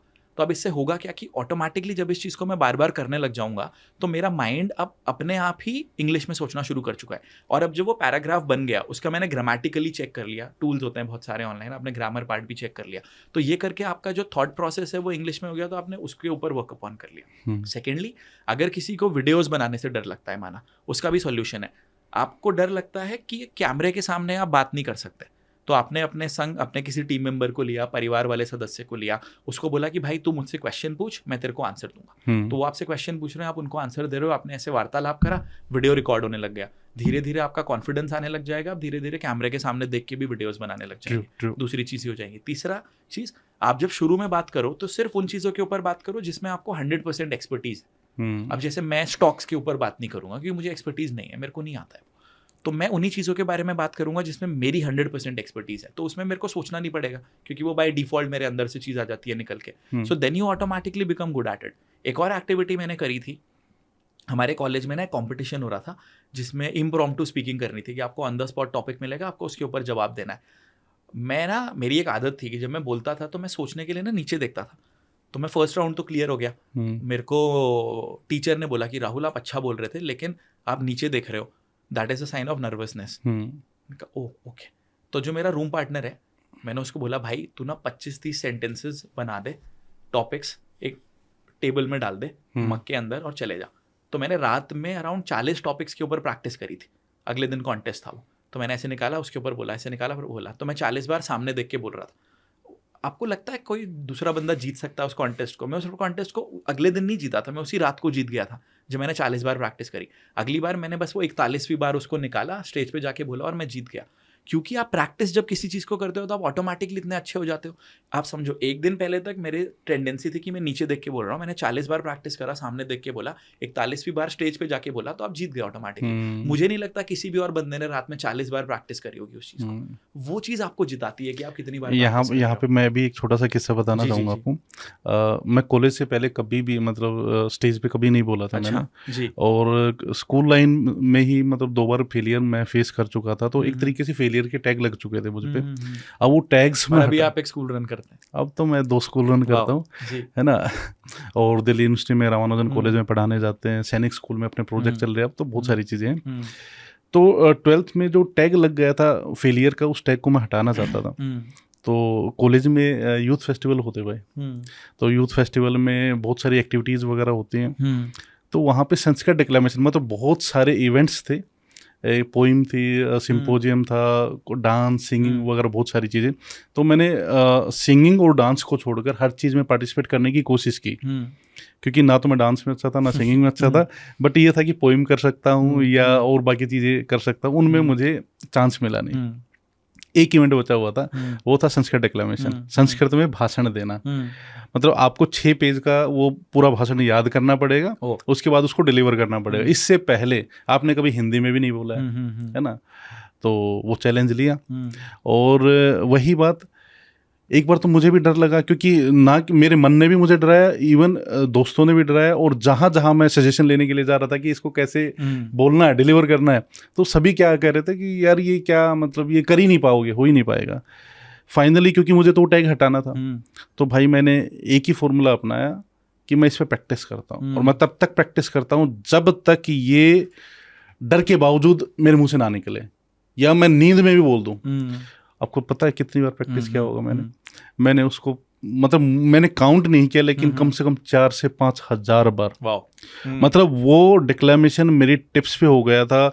मैं मंदिर में, जैसे बिल्कुल घर के बगल में मंदिर था, तो मंदिर में आरती होती थी, उससे पहले वो माइक तो होता ही था, वो माइक में मैं डिक्लेमेशन बोलने लग जाना, पार्क में, गाय के सामने, दीवारों के सामने, मिरर के सामने। जिस दिन वो फाइनल डे आया, तो मुझे ये पता था चाहे कितनी ऑडियंस हो, पैनलिस्ट हो, कुछ भी हो, कितना भी मेरे पैर भी कांप रहे होंगे, तो डिक्लेमेशन निकलेगा मुंह से। और वही इंटरनलाइज कर लिया उससे। हाँ, और वो निकला, और पोजीशन भी आई, सेकंड पोजीशन भी आई, है ना। तो ये था मेरे साथ। नाइस। मतलब ये चीज़ दिखाती है ना, आप अपने काम के प्रति इतने शिद्दत से कर रहे थे कि आपको पता था कि यार अब करना है, तो लोग डिमोटिवेट भी कर रहे हैं तो भी करना है, बहुत इंपॉर्टेंट है। हाँ भाई, बिजनेस में मार्केटिंग का कितना रोल रहता है? सबसे इंपॉर्टेंट रोल है sir. Marketing is the only thing जो रेवेन्यू लेकर आती है, बाकी सब खर्चा है। आपके टीम मेंबर्स की सैलरी, आपके जो ऑफिस का इंफ्रास्ट्रक्चर है, इलेक्ट्रिसिटी है, टूल्स हैं, सब कुछ ही खर्चा है। अकेली चीज़ जो आपको रेवेन्यू लाके देती है वो मार्केटिंग है, एंड अनफॉर्चुनेटली लोग उसी चीज़ को सबसे ज़्यादा अंडर एस्टिमेट करते हैं। आप देखो, अगर हम किसी को कोचिंग प्रोग्राम के बारे में बताएंगे, और एक एग्जांपल है अभी हाल फिलहाल का, एक हमारे मेंटोरिंग प्रोग्राम में एक लेडी ने अप्लाई करा था, फिर मेरे टीम वालों ने बोला कि सर उनके पास ना फंड्स नहीं है, वो अप्लाई नहीं करने के बाद वो ले नहीं रहे मेंटोरिंग प्रोग्राम। मैंने कहा उनका मंथली एक्सपेंस कितना है? उसने बोला सर 12 लाख रुपए। तो मैंने ना कैलकुलेशन करा उसके सामने, हमारा जो वो वाला मेंटोरिंग प्रोग्राम है वो 4 लाख रुपीज़ का है। मैंने बोला उनका ना साल भर का जो खर्चा है 12 लाख इंटू 12 यानी कि 1,44,00,000 है। हमारी मेंटोरिंग प्रोग्राम की फीस है 4 लाख। मैंने कहा 1,44,00,000 और 1,48,00,000 में क्या अंतर है, तू बता दे मुझे। 1 रुपए का भी अंतर नहीं है, लेकिन ये 4 लाख रुपीज़ में हम उन्हें वो स्ट्रैटेजीज बताएंगे जो वो आज की डेट में अपने बिजनेस में इंप्लीमेंट नहीं कर रहे हैं। ऑनलाइन कैसे करना है, टीम मैनेजमेंट कैसे करना है, सिस्टम्स कैसे बनाने हैं, लीड्स कैसे जनरेट करनी है। मैंने कहा ये आपकी गलती है कि आप उनको क्लोज नहीं कर पाए, क्योंकि वो लोग 12 लाख रुपए महीने का एक्सपेंस है, उसका जुगाड़ कोई कहीं से भी कर लेगा, लेकिन 30,000 रुपये महीना मेरे को अगर अपनी लर्निंग के लिए इन्वेस्ट करना है वो मुझे ज़्यादा लगता है। और यही कारण है कि लोग फेल हो जाते हैं। आप देखो ना, कितनी भी बड़ी कंपनीज क्यों ना हो, आपको मैं अगर एक नंबर बताऊं, ये नंबर थोड़ा सा परसेंटेज के टर्म्स में ऊपर नीचे हो सकता है। फेसबुक, जिस मेटा अगर बोले, जिसके ऊपर हम सब एड चलाते हैं, वो अपने रेवेन्यू का 13.5% अपनी मार्केटिंग के लिए इन्वेस्ट करते हैं। मतलब जिसके ऊपर दुनिया इन्वेस्ट करती है एड चलाने के लिए, वो अपने रेवेन्यू का 13.5% मार्केटिंग में लगाते हैं। हम कितना पैसा हमारी मार्केटिंग में लगाते हैं? अगर फेसबुक को, मेटा को जरूरत है एड चलाने की, तो हमारी तो कोई भी हैसियत ही नहीं है ना उसके सामने। बिल्कुल सही बात है। मैं स्कूल रन करता हूँ भाई जी, और वहाँ पे जो सबसे ज़्यादा जो एड पे जो एक्सपेंस करता हूँ वो मैं करता हूँ, लेकिन मेरी टीम हो, स्टाफ हो, सब क्या कहते हैं कि ये बेफिजूल का सर खर्चा। उन्होंने बिजनेस नहीं करा है। एक वीडियो है मैंने जो देखा था, पहले मैं ग्रांट कार्डोन जी के भी वीडियोस देखता था, वो कहते थे कि मैं बिजनेस एडवाइस मेरे सीए से नहीं लूंगा, he is good at rules regulations, लेकिन वो बिजनेस एडवाइस मुझे नहीं दे सकते। वो मुझे टैक्सेशन एडवाइस जरूर दे सकते हैं, लेकिन बिजनेस एडवाइस वो नहीं दे सकते। आप कभी भी झज्जर साइड में आओगे ना जी, तो 20 किलोमीटर के रेडियस में आप कहीं से भी घूम जाना, आप पीआरएस मतलब आपको दिखेगा ही दिखेगा। Okay. मैंने तो पूरे के पूरे जो लोहे के स्टैंड होते हैं ना भाई, कि एक बार लगा दिया, पहले मैं फ्लेक्स लगवा देते थे, बैनर लगवा देते थे, वो उखड़ जाते थे। तो मैं यार इसका कोई परमानेंट सॉल्यूशन करना पड़ेगा। तो लोहे के बोर्ड लगा के मतलब चारों तरफ, तो 20 किलोमीटर के एरिया में है ना, तो सबने, जितने भी स्कूल ओनर्स थे, सबने बोला ये तो पागल हो गया। मैं हाँ पागल हो गया, क्योंकि मुझे भी ये था जो दिखता है वही बिकता है, वही बिकता है। 100%। एक चीज और भी है कि इसमें पैसा बहुत ज्यादा लगता है, मार्केटिंग में पैसा तो लगता है। तो आपने एक चीज बोली थी जीरो कॉस्ट मार्केटिंग, वो कैसे होती है? सर डिपेंड करता है ना। आप जैसे एग्जांपल के तौर पे आपके जो स्टूडेंट्स हैं, जिन स्टूडेंट्स के पास बहुत ज़्यादा एक्सेप्शनल रिजल्ट्स आए हैं, उनका भी एक इंस्टाग्राम अकाउंट होगा, आपके स्कूल का भी एक इंस्टाग्राम अकाउंट है। ऐसे हम लोग 100 बच्चों को बुलाते हैं, उन 100 बच्चों के संग वीडियोस बनाते हैं, और वो 100 बच्चे, देखो मैंने आपको इंस्टेंट एग्जांपल दे दिया, उन 100 बच्चों के संग हमने वीडियोस बनाए, और वो वीडियोस आपके स्कूल के इंस्टाग्राम अकाउंट और उस बच्चे के इंस्टाग्राम अकाउंट से कंबाइंड पोस्ट कर दिया। अब उस बच्चे को भले ही 100 ही लोग फॉलो करते होंगे, लेकिन उसको 100 लोग वही फॉलो करते होंगे जो उसके एज ग्रुप के होंगे, जो उसके आसपास के दोस्त होंगे। यानी कि अगर आप ऐसे 100 बच्चों के संग वीडियोस बना रहे हो, आपके 10,000 पोटेंशियल कंज्यूमर्स के सामने आप फ्री ऑफ कॉस्ट ही तो पहुंच गए ना, आपने 1 भी रुपये नहीं खर्च करा उसमें। एक एग्जाम्पल ये है। दूसरा, आपके पास जितने स्टूडेंट्स अभी तक आए हैं, हमने एक हमारा रेफरल प्रोग्राम बनाया कि आपके माध्यम से जो भी स्टूडेंट्स हमारे पास आते हैं उनका हम एक टेस्ट करेंगे, और टेस्ट के बेसिस पे जेन्युइनली स्कॉलरशिप देंगे। तो जो बच्चे अच्छे हैं उनको हमने स्कॉलरशिप दिया, वो आगे चल के अच्छे रिजल्ट लेकर आएंगे, अच्छी यूनिवर्सिटीज़ में जाएंगे, आपके स्कूल का नाम होगा वहाँ पे। और जो बच्चे लोग अभी उस टेस्ट में स्कॉलरशिप नहीं ले पा रहे, उनको हमने बोला कि आपको पूरी फीस देनी पड़ेगी। एक एग्जाम्पल ये है। तीसरा, अगर आपके पास ऐसे बहुत सारे आपके आसपास इंस्टीट्यूट्स होंगे, सिर्फ एजुकेशनल नहीं और भी, जहाँ पे कि आपको लगता है कि मेरे स्टूडेंट्स आ सकते हैं उधर पे, जैसे माना कोई मार्शल आर्ट का इंस्टीट्यूट हो गया या कोई और इंस्टीट्यूट्स हो गए, हमने उनके संग कोलैबोरेशन करा। वहाँ पे जिस दिन बच्चों ने एडमिशन लिया, उनको एक कूपन दिया गया या उनके फ़ोन पे एक कोड भेजा गया कि यहाँ से आपको स्कूल में एक्सपोजर मिल सकता है या कुछ स्कूल में आपको फ्री विजिट मिल सकती है। वहाँ से हमारे पास स्टूडेंट्स आने लग गए। तो अगर हम दिमाग लगा के हमारे लिए स्ट्रैटेजीज बनाएंगे तो बहुत कुछ करा जा सकता है। अगर आपने पेरेंटिंग की ई बुक्स बनाई कि ये ई बुक्स हमने पेरेंट्स को दिया, और उसमें हमने ये चीज़ बताई कि आपका बच्चा अगर इस एज ग्रुप का है तो पेरेंटिंग के तौर पे आपको किन किन चीज़ों का ध्यान देना है, और नीचे आपने अपने स्कूल का लोगो डाला और QR कोड डाला कि यहाँ पे आप स्कैन करके हमारे स्कूल के बारे में और जानकारी ले सकते हैं। अब वो पेरेंटिंग की ई बुक तो पेरेंट्स ही लेने वाले हैं जो कि डिसीजन मेकर हैं। आप इतने सारे लोगों के सामने फ्री में पहुंच सकते हो। तो जब मेरे पास जैसे कोई मेंटोरिंग के लिए भी आता है ना, तो मैं उनको ये बोलता हूँ, देखो आपका प्रोडक्ट क्या है, आप मुझे ये समझा दो। अगर बहुत अलग तरीके का प्रोडक्ट है, उसको बेचना कैसे है ये मैं फिगर आउट करके आपको बता दूंगा, लेकिन मेरे को आपके प्रोडक्ट की इन डेप्थ नॉलेज होनी जरूरी है। जैसे ज्वेलरी वाले लोग आए, तो ज्वेलरी में मेरी एक्सपर्टीज नहीं थी पहले, तो पहले मैंने उनका पूरा इंडस्ट्री समझा मैंने बोला जो आपकी इंडस्ट्री के टॉप प्लेयर्स हैं वो क्या करते हैं वो बताओ, वो सब कुछ। और उसके बाद फिर मैं उनको गेम प्लान देता हूँ कि आप कैसे इंप्लीमेंट कर सकते हो। जैसे कोचिंग कोई करता है या ऑनलाइन किसी का प्रोडक्ट है, उनके तो बिजनेस स्केल करना ईजी है क्योंकि वो बहुतों के लिए कर चुके हैं। लेकिन अगर हम अनकन्वेंशनल या फिर ऐसा बोलेंगे ओल्ड जो कन्वेंशनल बिजनेसेस है, अगर हम उनको भी लेते हैं तो भी मैं उनका प्रोडक्ट समझने के लिए 8-8 घंटे भी लगा देता हूँ। लेकिन उसके बाद फिर मैं उनको वो एडवाइस देता हूँ जो वो लोग अपने दिमाग से नहीं सोच पाते। क्योंकि आप अपने क्राफ्ट में अच्छे हो, आप ज्वेलरी में बहुत अच्छे हो, लेकिन उसको प्रमोट कैसे करना है ये आपको नहीं आता है। तो वो एक्सपर्टीज लेना बहुत जरूरी होता है अल्टीमेटली। भाई मुझे अपना पर्सनल ब्रांड बनाना, मेरे पास एक भी रुपया नहीं है, कैसे बना सकता हूँ? कंटेंट बना के डाल सकते हैं। मैं एक लोगों को एग्जांपल देता हूँ कि इमेजिन करो आपके सामने एक डार्ट है ना, आप उस पर ऐसे निशाना लगा रहे हो, और अगर आप बिल्कुल बीच में निशाना लगाते हो तो आपको 5 लाख रुपए मिलेंगे। और निशाना लगाने के लिए आपके पास अनलिमिटेड चांसेस है, आप अनलिमिटेड टाइम निशाना लगा सकते हो। तो आप कितनी बार निशाना लगाओगे? बंदा बोलता है सर जब तक नहीं लगेगा तब तक निशाना लगाते रहेंगे। मैंने कहा वही चीज़ कंटेंट में भी है। आपका 1 रुपया नहीं लग रहा कंटेंट बनाने में, आपका 1 रुपया नहीं लग रहा कंटेंट पोस्ट करने में, बनाओ एक दिन में 10 वीडियोस डालो, 20 वीडियोस डालो। ये तो आपका लेजीनेस है कि आप एक दिन में इतने वीडियोस नहीं बना के डाल रहे हो। जैसे आपके सामने एक वो डार्ट है, बीच में निशाना मारने में 5 लाख रुपए आ सकता है, एग्जाम्पल है, वैसे ही आपका एक वीडियो वायरल जाने से आपके पास पता नहीं कितना रेवेन्यू आ सकता है। रेवेन्यू आएगा, आप वो मार्केटिंग में लगा सकते हो और इंटरेक्शंस में, कोलैबोरेशंस में लगा सकते हो। लेकिन क्या आप वो 1000 वीडियोस डालने की हिम्मत रखते हो जब तक आपका एक वीडियो वायरल ना जाए? वही चीज़ है सच्चाई यहाँ पे। लोगों के अंदर वो नहीं होता। ये मैं ना आज तीसरी बार बता रहा हूँ ये वाली बात। एक मैंने एलेक्स हरमोजी जी का वीडियो देखा था। अगर एक बंदा 25 पॉडकास्ट कर लेता है तो वो दुनिया के टॉप 90% पॉडकास्टर्स में आ जाता है। इतना खत्म कंपटीशन। अच्छा, सिर्फ 25 पॉडकास्ट डालने में आप 90% लोग जिन्होंने पॉडकास्ट शुरू करे उनसे ऊपर चले जाते हैं। कहाँ कंपटीशन है सर? सिर्फ हमारे दिमाग में है। 25 क्या होता है यार? मैंने 10,000 वीडियोस बनाए होंगे अभी तक, अगर मैं देखूंगा तो इतने सारे सेशंस करे होंगे। तो भी मुझे अगर आज भी बनाना है वीडियो तो मेरे को करना है तो करना है यार, इट इज़ अ पार्ट। हम यहाँ पे 10 वीडियोस नहीं बनाते, हम सोचने लग जाते हैं यार वायरल नहीं जा रहा, ये नहीं हो रहा, वो नहीं हो रहा। यही प्रॉब्लम है अल्टीमेटली। सही बात है।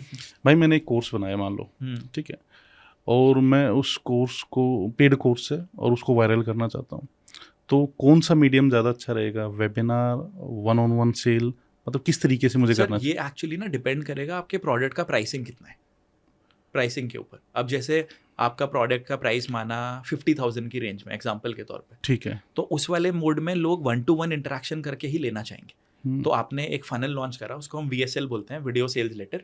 तो आपका एक लंबा पेज बनता है, उस पेज के ऊपर आपका एक 30-40 मिनट का वीडियो होता है। वो वीडियो देख के लोग एक कॉल बुक करते हैं, आपके किसी टीम मेंबर के संग वो 1-to-1 कॉल पे आएंगे और उसके बाद उस प्रोडक्ट में वो इन्वेस्ट करेंगे। अगर आपके प्रोडक्ट का प्राइस रेंज माना 3,000 रुपये से लेकर 10-12 हज़ार रुपये तक है तो वो वेबिनार के माध्यम से सेल हो सकता है, क्योंकि इतना अमाउंट है कि इंसान एक बारी हल्का सा फ़ोन पे इंटरेक्ट करके भी कर देता है। लेकिन अगर वही अमाउंट 50,000 के बियॉन्ड चला जाता है, 2 लाख रुपये तक चला जाता है, 5 लाख तक चला जाता है, तो लोग 1-to-1 इंटरेक्शन करके ही लेना चाहिए। आपने दोनों फॉर्मेट्स में काम किया, वेबिनार वाले फॉर्मेट्स में भी काम किया है और VSL में भी काम किया है। आजकल लोग बता रहे हैं कि कोचेस बहुत सारे कि जो वेबिनार है वो इनफेक्टिव हो गए हैं। नहीं, ऐसा कुछ नहीं है सर। वो मैं आपको बताता हूँ होता क्या है। जो भी चीज़ प्रचलन में होती है, जब आप उस चीज़ के विपरीत कुछ बोलते हो तो आपको सुनने वाले बहुत सारे लोग हो जाते हैं, क्योंकि बहुत सारे लोगों ने वेबिनार ट्राई करा, वेबिनार उनके लिए चला नहीं, तो किसी एक दूसरे कोच के लिए ये चीज़ बेचना बहुत आसान हो गया कि अरे वेबिनार्स तो चलते ही नहीं है, अब आप ये ट्राई कर लीजिए। सिंपल है। हम तो अभी भी वेबिनार्स करते हैं, हमारे वेबिनार्स पे लोग आते हैं, हमारे वेबिनार में सेल्स होती है। अब हमारे को 90% लोग वेबिनार कर रहे हैं, मेरे को लोगों को प्रोडक्ट बेचना है मेरा, तो ये चीज़ जो लोग कर रहे हैं, अब 90% लोग अगर वेबिनार कर रहे हैं उसमें से 90% तो सक्सेसफुल नहीं होंगे।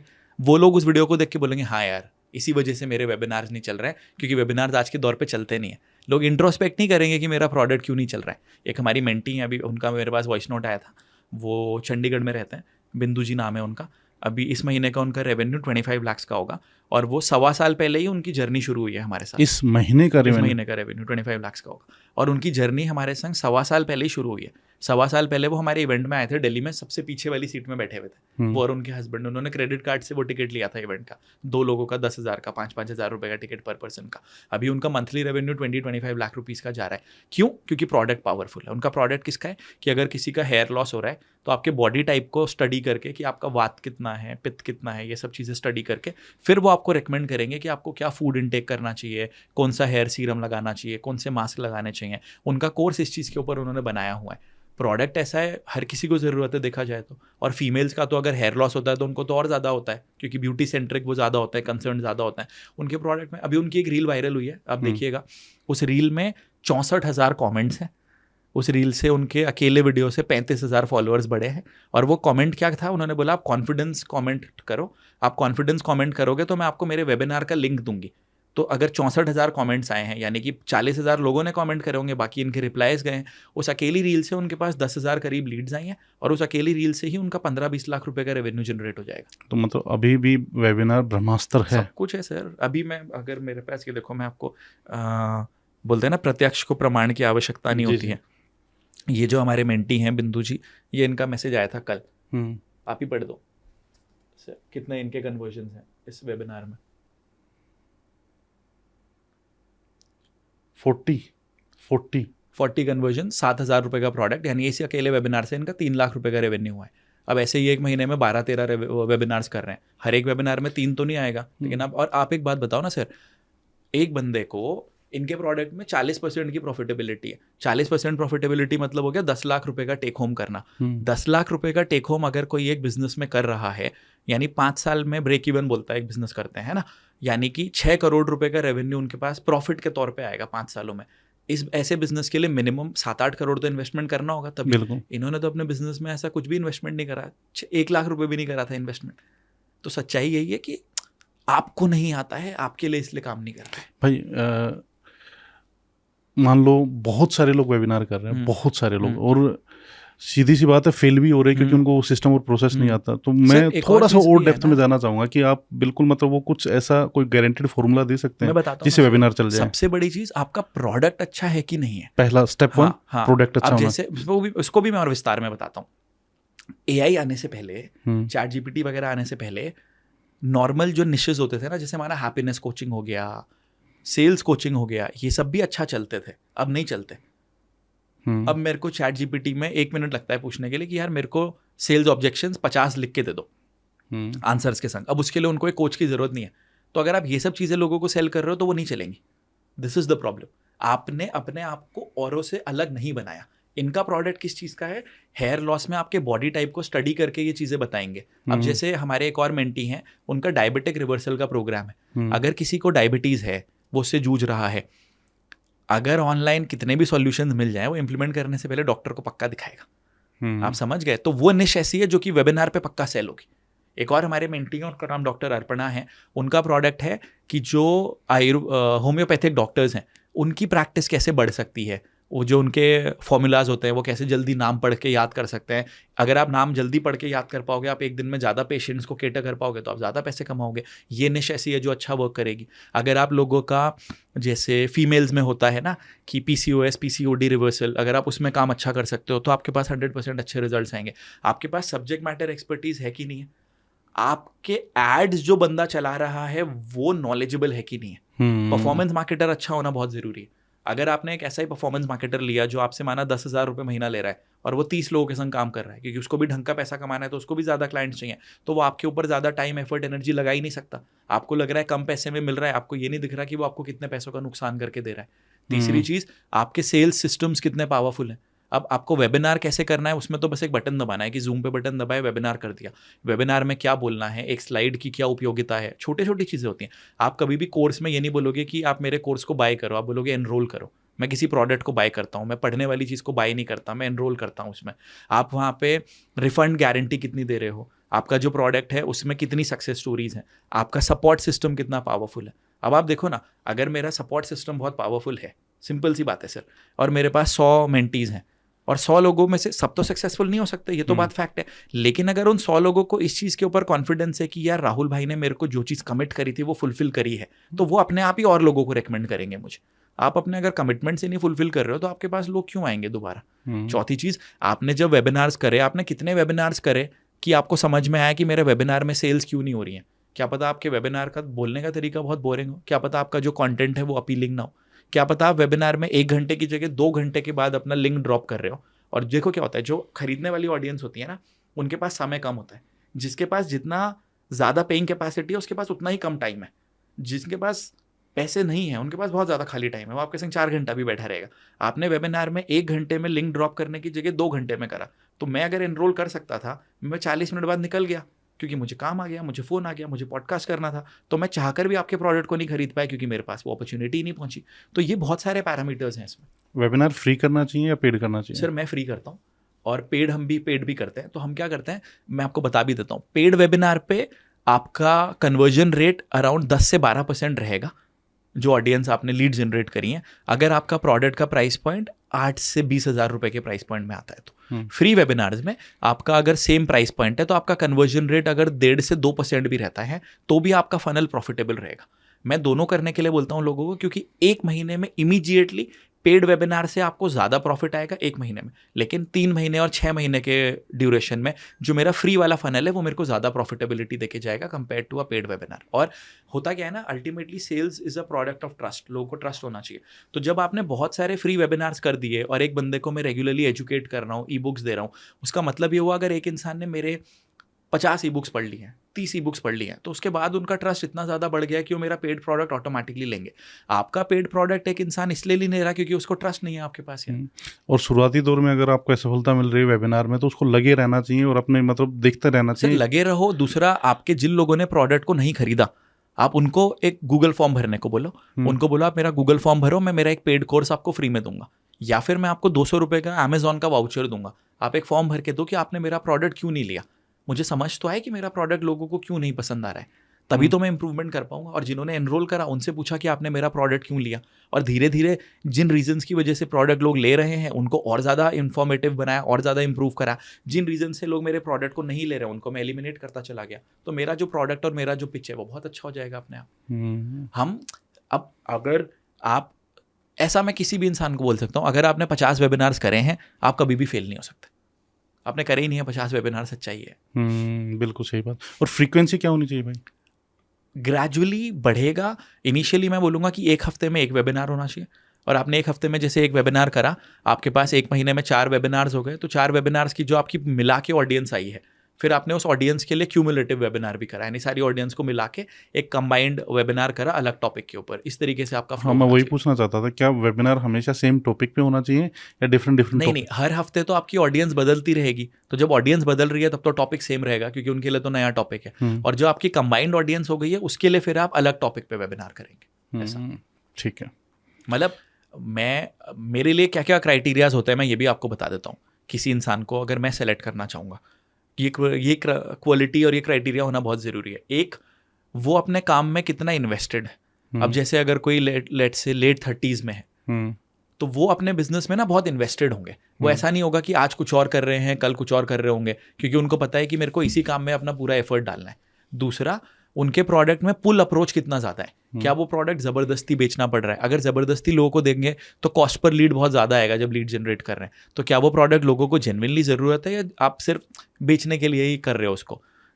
तीसरी चीज़, आप कंटेंट कितना ज़्यादा साथ साथ डाल रहे हो, क्योंकि ऐड चला के ईजी है, कंटेंट बनाने में मेहनत लगती है कि आप कंटेंट बनाने की मेहनत भी कर रहे हो या नहीं कर रहे हो। चौथा, आप अपने कंज्यूमर्स के संग कितनी बार इंटरेक्शन कर रहे हो ये पूछने के लिए कि मेरे प्रोडक्ट में मुझे और क्या इंप्रूवमेंट करना चाहिए।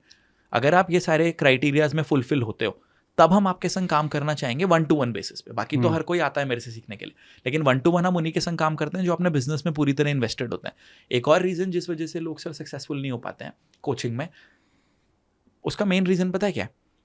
उनका इन्वेस्टमेंट ज़्यादा नहीं होता। अगर उस सेम बंदे ने अपने बिजनेस में 40 लाख रुपए डाले होते तो वो रोज़ वेबिनार करता, रोज़ कंटेंट बनाता। क्योंकि आपने इतना पैसा नहीं डाला है तो आपका जो इन्वेस्टमेंट है वो ज़्यादा नहीं है, stakes are not high, that is why you are taking it for granted. अगर एक बंदे के ऊपर, एक और एग्जाम्पल देता हूँ, 25 लाख रुपए का लोन है और अगर वो जॉब कर रहा है, अगर उसको अपनी जॉब पसंद नहीं भी आ रही है ना तो भी वो रोज़ जाएगा, क्योंकि उसको पता है अरे भाई ये लोन चुकाना है यार, बेटी की जिम्मेदारी है, मम्मी पापा की जिम्मेदारी है। आपने क्योंकि कोचिंग में बहुत ज़्यादा पैसा नहीं डाला है इसलिए आप इतना एफर्ट नहीं डालते। अच्छा, इनिशियल स्टेज पे हमें पर डे कितनी कैड चलानी चाहिए? उसका एक सिंपल सा आंसर ये है कि आप जितनी लीड्स केटर कर पाओ। मतलब अगर आपकी टीम में माना 2 लोग हैं तो 2 लोगों में आप एक महीने की 2000-2500 लीड्स केटर कर पाओगे बस। अगर आपके पास टीम में 10 लोग हैं तो आप ज़्यादा लीड्स केटर कर पाओगे। तो अगर आप 2000 लीड्स केटर कर रहे हो, आपका एड बजट रोज़ का तब 3000 रुपये करीब का हो सकता है। वैदिक मैथ्स में तो कैलकुलेशंस बहुत अच्छी हो जाती हैं और कैलकुलेशन बहुत मेजर रोल प्ले करती है हर कंपटीशन एग्जाम में। मेमोरी वाले में बच्चों की मेमोरी बहुत अच्छी हो जाती है कि किसी भी सब्जेक्ट को याद कैसे करना है। स्टडी स्किल्स में वो पूरा का पूरा सिस्टम समझाते हैं कि हाउ टू स्टडी, मतलब स्टूडेंट्स ओरिएंटेड है पूरा का पूरा। लेकिन स्टूडेंट्स क्या हो रहे हैं कि बाकी जगह इनरोलमेंट कर देते पेरेंट्स के बेसिस पे, यहाँ पे 10,000 में भी जैसे कई बार सर कम कर लो, ये कर लो, वो कर लो। जो गवर्नमेंट पेपर की तैयारी कर रहे हैं वो लोग अगर आपके टारगेट ऑडियंस में आ जाएंगे तो उनके लिए वो वाला अमाउंट पे करना बहुत ईजी है। जैसे हमारे मेंटी हैं चेतन सेतिया जी, जिनका मैंने बताया था आपको, उनका भी मंथली रेवेन्यू 50-50 लाख रुपए भी गया है।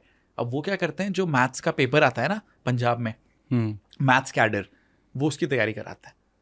और ऐसा भी हुआ है कि मतलब आप लगाओ, पंजाब कितना बड़ा है सर, पंजाब में इतने सारे कोचिंग सेंटर्स हैं, 60 से 65% बच्चे जिनका एडमिशन हुआ था मैथ्स कैडर में वो चेतन सेतिया जी के इंस्टीट्यूट के थे, जो फाजिलका में इतना छोटा सा।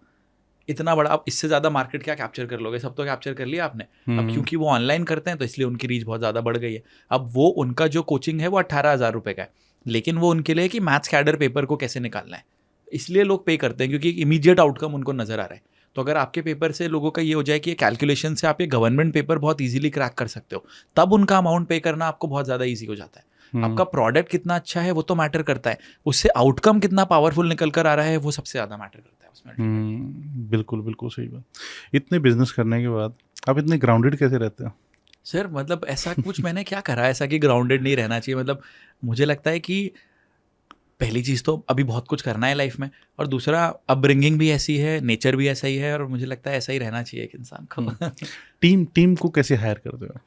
टीम को अब हमने, जैसे हमारी टीम में एचआर्स हैं, तो एचआर्स हमारे पाइपलाइन रेडी करके रखते हैं जो हम लोगों को हायर करते हैं उसके लिए। हमारा जो मेन इंटरेक्शन होता है वो हमारे टीम के 4-5 ही लोगों से होता है जो हमारे मैनेजरियल लेवल पे हैं, उन्हीं लोगों से ज़्यादा इंटरेक्शन होता है, और उन्हीं को ही हम फ्रीडम भी देते हैं कि आप अपनी टीम बनाइए, अपनी टीम से काम कराइए। और बाकी सिस्टम्स एंड प्रोसेसेस हमने बनाए हुए हैं, रोज़ का कितना काम होना है, कितने घंटे काम होना है, उसकी पूरी रिपोर्टिंग, ये सब कुछ। तो बिकॉज ऑफ द सिस्टम्स और वो एचआर सारी चीज़ों को मैनेज करते हैं। टीम में ऐसे भी बंदे होते होंगे जिनको हम ट्रेंड करते हैं और वो छोड़ के चले जाते होंगे? फर्क नहीं पड़ता सर, आपका सिस्टम इतना पावरफुल होना चाहिए। So we are now not training the people, we are training the positions.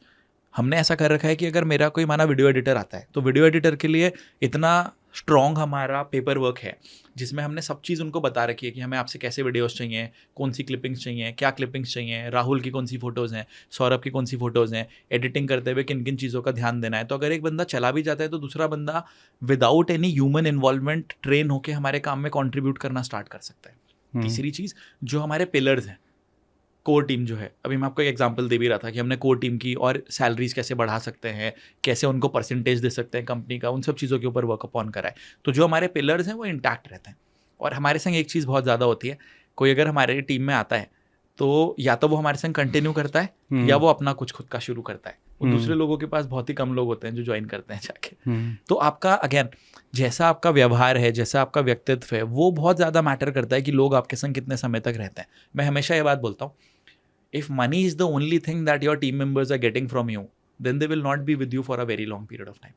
अभी भी मैं यहाँ पे कल आया था, परसों हम क्रिकेट खेल रहे थे, तो हमारी पूरी जो टीम है उनके संग हम क्रिकेट खेलते हैं। जो जूनियर मोस्ट भी बंदा है उनके संग भी हम क्रिकेट खेलते हैं, गले मिलते हैं, मज़े कर रहे हैं, बॉलिंग पे ध्यान दे रहे हैं, बैटिंग कर रहे हैं, ये सब कुछ। तो आप उनके संग कितना अच्छा व्यवहार रखते हो वो चीज़ बहुत मैटर करती है। फिर मेरे वीडियोज़ में भी वो लोग फीचर हो जाते हैं। आपने देखा होगा मेरे कई वीडियोज़ में मैं टीम मेंबर्स के संग वीडियोज़ बनाता हूँ। मेरे इवेंट्स में हमारे टीम मेंबर्स को हम बोलने का मौका देते हैं, हम उन्हें स्टेज पे भी जाने देते हैं। मुझे ये डर नहीं लगता कि ये लोग स्टेज पे जाएंगे, कोई दूसरा बोलेगा यार इसको मैं हायर कर लेता हूँ, ये वो। मेरे को इन सब चीज़ों से डर नहीं लगता कभी भी। तो आप जितना ज़्यादा, बोलते हैं ना एक लाइन की, आप रेत को जितना तेज़ पकड़ोगे उतना ही तेज़ी से आपके हाथ से निकल जाएगी। आप जितना ज़्यादा अपनी टीम को फ्रीडम देते हो, लिबर्टी देते हो, उतना ही वो ज़्यादा आपके संग कनेक्टेड रहता है। और सर टीम मेंबर्स देखो क्यों जाते हैं, मैं एक और बात बताता हूँ। अगर आपका रेवेन्यू पिछले 3 साल से, माना एग्जाम्पल के तौर पे 5 लाख रुपए महीना है, वो छोड़ के जाएगा ही जाएगा। उसे दिख रहा है यार ये मेरा जो टीम का ओनर है, अगर ये अपना रेवेन्यू नहीं बढ़ा पा रहा तो यहाँ पे रह के मेरी ग्रोथ नहीं होने वाली है। अगर आपके टीम मेंबर की ग्रोथ, यार सिर्फ आप थोड़ी ग्रोथ चाहते हो, वो भी तो ग्रोथ चाहता है ना। सही बात। अगर आपकी ग्रोथ नहीं हो रही है तो उसको दिखेगा नहीं यार कि मेरी भी ग्रोथ नहीं होगी यहाँ पे, वो जाएगा ही जाएगा छोड़ के। आप उनकी ग्रोथ के लिए कितना कुछ कर रहे हो। मेरे को लोग बार बार बोलते हैं कि सर लोग चले गए, भाई आपने उनकी ग्रोथ के लिए कितना काम करा, उनके ट्रेनिंग प्रोग्राम्स कितने करे, उनको कितनी अपॉर्चुनिटीज़ दी, आप कितनी बार उनके संग बैठे, ये पूछा कि आपका क्या टारगेट है, आप क्या अचीव करना चाहते हो। मेरी टीम में एक लड़का है जो 20 घंटे काम कर लेगा, उसको ज़्यादा पैसे चाहिए। दूसरा है वो 8 ही घंटे काम करेगा कि सर मेरे को घर वालों के संग समय बिताना है। सबके ड्राइविंग फैक्टर्स अलग है ना, आपको समझना पड़ेगा कौन सा ड्राइविंग फैक्टर किस टीम मेंबर का। एज ए लीडर अगर आप वो एफर्ट ही नहीं डाल रहे हो तो नहीं रुकेंगे टीम मेंबर्स आपके संग लंबे समय तक। ये फैक्ट है। और मैं तो बोलता हूँ team members will go if they are not growing with you. अगर वो ग्रो कर रहे हैं तो वो क्यों जाएंगे वहाँ से। बिल्कुल सही बात है। एक मेरा दोस्त है, नमन नाम है उसका ना, अभी मैं सिंगापुर में था तो मैं उनके घर ही रुका था, मेरे MBA में भी साथ में थे, ग्रेजुएशन में भी टाइम में साथ में थे। अभी जो उनका पैकेज है मोर देन 1 करोड़ का पैकेज है उनका, तकरीबन 2 करोड़ का पैकेज, जिस कंपनी में वो जॉब करता है। उसने बोला भाई अगर मेरी 8 बजे की प्रेजेंटेशन होती है ना, मैं सुबह 5 बजे उठता हूँ, 1 घंटा प्रैक्टिस करता हूँ, फिर लिखता हूँ, फिर प्रैक्टिस करता हूँ, क्योंकि मुझे पता है ये जो अपॉर्चुनिटी मुझे मिली है ना यार, ये बहुत बड़ी अपॉर्चुनिटी है। एक टाइम पे मैं कभी सोच भी नहीं सकता था। उसके बच्चे की जो अभी फीस जाएगी अगले साल से, वो 20 लाख रुपए साल की जाएगी। कह रहा है इतना मैंने MBA के लिए भी पे नहीं करा था, जो मेरे बेटे का 6 साल का है वो बच्चा, उसके लिए पे करा जाएगा। आप इतना अच्छा पैसा दे रहे हो, आप इतनी अच्छी ग्रोथ कर रहे हो, वो बंदा पूरा एफर्ट डाल रहा है। आप अगर उसकी ग्रोथ के लिए एफर्ट ही नहीं डाल रहे टीम मेंबर के, तो वो क्यों रुकेगा आपके पास? सही बात है, सही बात। एक चीज़ और होती है ऑफिस पॉलिटिक्स, उससे कैसे डील करते हो आप? मुझे ऐसा लगता है सर, देखो ये सब चीज़ें तो रहेंगी, लेकिन आपका इन्वायरमेंट कितना अच्छा है वो ज़रूरी है। आप कुछ चीज़ें जो आप कर सकते हो, जैसे कुछ लोग हैं आपके ऑफिस में जो आपने आइडेंटिफाई कर लिए हैं कि ये मेरे को नुकसान देंगे, ये लोग कल्चर में फिट नहीं होते, लेकिन वो सेल्स लाके देते हैं, लोग उन्हें निकालते नहीं है। हम ऐसा नहीं करते, हम उन्हें हटा देते हैं। अगर एक बंदा बहुत अच्छा है काम में, लेकिन अगर कल्चरली फिट नहीं होता है, हम उसे हटा देंगे। मुझे नुकसान होगा, पैसों का नुकसान होगा, काम का नुकसान होगा, फिर भी मैं उस बंदे को रहने नहीं दूंगा मेरी कंपनी में, क्योंकि वो नुकसान देगा मुझे। दूसरी चीज़, अगर एक बंदा काम में बहुत ज़्यादा खराब है बहुत ज़्यादा, और मैं उससे इमोशनली कनेक्टेड भी हूँ, तो भी मैं उस बंदे को हटा दूंगा, क्योंकि मुझे पता है एफर्ट डालेंगे, ऐसा नहीं कि एकदम से हटा दिया, PIP में डाला, एफर्ट डाला, लेकिन अगर वो इंप्रूव नहीं कर रहा है तो हटाना ज़रूरी है। क्योंकि उनको भी ये रियलाइजेशन होना बहुत ज़रूरी है दैट यार अगर आपको सर्वाइव करना है ना आज के टाइम में, तो आपको खुद को इंप्रूव करना पड़ेगा यार। आप क्यों इंप्रूव नहीं कर रहे हो खुद को? क्योंकि आप ज़्यादा एफर्ट नहीं डाल रहे हो। मतलब आप किसी भी चीज़ में अच्छे तभी हो सकते हो, अगर अच्छे नहीं हो जब आप उस चीज़ को बार बार करो, और कोई तरीका ही नहीं है। मेरे को अगर वीडियोस बनाने, एक दिन में 10 बना रहा हूँ, अच्छे नहीं बन रहे, 50 बनाओ, अच्छे हो जाओगे अपने आप ही, और कोई तरीका ही नहीं है। आप अगर बाकी सेल्स टीम वाले 8 घंटा काम कर रहे हैं, आपकी सेल्स नहीं आ रही, आप 15 घंटा काम करो भाई। अगर आप नहीं कर रहे हो तो आप बाकी लोगों के पीछे छूट जाओगे यार, और आप फिर हट जाओगे वहाँ से। अगर हमारी टीम में एक बंदा है जो इंटेंट डाल रहा है और एफर्ट डाल रहा है, तो मैं उसका 100% साथ देता हूँ, क्योंकि मुझे पता है यार ये बंदा over a period of time grow कर जाएगा। हम इनफ चांसेस देते हैं उनको करने के लिए, लेकिन ये चीज़ों में हम बहुत ध्यान देते हैं। तीसरी चीज़, अगर किसी के व्यवहार में आपको दिख रहा है कि वो 100% नहीं दे रहा है, और आपको पता है कि ये जाएगा, आपको वो डिसीजन जल्दी लेना पड़ेगा। अगर आपने 2 महीना वेट करा, होगा ये कि वो बंदा 2 महीने के बाद जाएगा, और वो आपकी टीम के 2 और लोगों का भी माइंडसेट खराब करके जाएगा। तो इसीलिए वो वाला डिसीजन लेना बहुत ज़रूरी है। जैसे मैं एक इमोशनल व्यक्ति हूँ, शुरू में किसी को भी टर्मिनेट करना मेरे लिए बहुत मुश्किल होता था। Over a period of time मुझे रियलाइज़ हुआ, अगर उस बंदे को हम टर्मिनेट नहीं करेंगे तो उसको ये लगेगा कि यार मैं मीडियोकर होके भी सर्वाइव कर ले जाऊंगा, जो कि होता नहीं है लाइफ में। आप उसके संग गलत कर रहे हो अगर उसके मीडियोकर होने के बावजूद आप उसे कंपनी में रख रहे हो। अफोर्ड तो आप कर सकते हो, मैंने 1 साल की सैलरी दे दी, लेकिन आप उस इंसान के संग भी गलत कर रहे हो। मेरे साथ ऐसा हुआ भाई। मेरी टीम में एक मेंबर है, उसी के साथ हमने पूरी ऑर्गेनाइजेशन शुरू की। शुरुआत में उन्होंने बहुत ज़बरदस्त काम किया, बहुत ज़बरदस्त काम किया। जब कंपनी ग्रो होने लगी, तब पता नहीं क्या हो गया कि वो डाउन होता जा रहा, और काफ़ी टाइम से जुड़ा हुआ, निकालने का मन भी नहीं कर रहा, लेकिन वो बंदा ग्रो भी नहीं करना। मतलब जब उसकी एक्चुअल रिक्वायरमेंट है तब वो काम नहीं कर रहा। तो ऐसी सिचुएशन में कैसे डील करना चाहिए? सर, पहले तो क्लियरली कम्युनिकेट करना पड़ेगा कि भाई इस चीज़ के ऊपर वर्क होना है। अगर आप नहीं करोगे तो हमें कोई ना कोई डिसीजन लेना पड़ेगा। मे बी ऐसा भी हो सकता है कि आपको शायद थोड़ा सा उनको ज़्यादा अमाउंट पे करना पड़े कि आप ये अमाउंट ले लीजिए, लेकिन अब हम साथ में कंटिन्यू नहीं कर सकते। आप मेरे से अगले 6 महीने का पैसा ले लो, लेकिन चले जाओ, क्योंकि आप यहाँ पे ऑर्गेनाइजेशन या कल्चर को ख़राब कर रहे हो। हम चाहकर भी सर दोनों चीज़ों को साथ में नहीं लेके चल सकते। मेरे एक बहुत अच्छे दोस्त हैं, हमने बुलाया उनको हमारे पास गोवा में, उनके घर के लिए मैंने अमाउंट पे करा, रेंट के लिए जो शुरू में 3-4 महीने की सिक्योरिटी देनी होती है, वो मेरा अच्छा खासा पैसा लगा उसमें। आप मेरी कंपनी में आए हो, मेरे बहुत अच्छे दोस्त हो, आप मेरी कंपनी में आए हो, आप मेरे टीम वालों को बोल रहे हो कि अरे यार तुमसे ना बहुत ज़्यादा काम कराया जा रहा है, मैं जाके राहुल से बात करता हूँ, मैं करूँगा ये वो। 1-2 चीज़ें मैंने सुनी, मैंने टीम वालों के सामने ही बोल दिया, यार you don't teach me how to run my organisation. मेरे को पता है किससे कितना काम कराना है। अब हमारा ना इवेंट था उस समय पे, तो मैंने बोला मेरे इवेंट में ये जो लोग अभी 12-12 घंटे काम कर रहे हैं ना, 1.5 महीना काम करने के बदले इनमें से काफ़ी लोगों का 1 लाख रुपए इंसेंटिव ज़्यादा बनेगा। मैंने कहा कोई अगर मुझे 1 लाख रुपए इंसेंटिव दे रहा होता ना भाई, जब मैं 20 साल का था, मैं सोता ही नहीं 1.5 महीने तक। मैंने कहा मेरी कंपनी कैसे चलानी है आप मुझे मत सिखाओ। 1-2 बार ऐसी चीज़ हुई, मैंने उसके बाद उनको बोला यार हम साथ में काम नहीं कर सकते भाई, यार आप जाओ। मैंने कहा मैंने आपके लिए सब कुछ करा, लेकिन जहाँ पे आप ये चीज़ें, अब आज भी मेरे दोस्त हैं, आज भी मैं ट्रैवल करता हूँ अगर कहीं भी, तो मेरे साथ ही जाते हैं वो, लेकिन अब हम बिजनेस में साथ में काम नहीं कर सकते।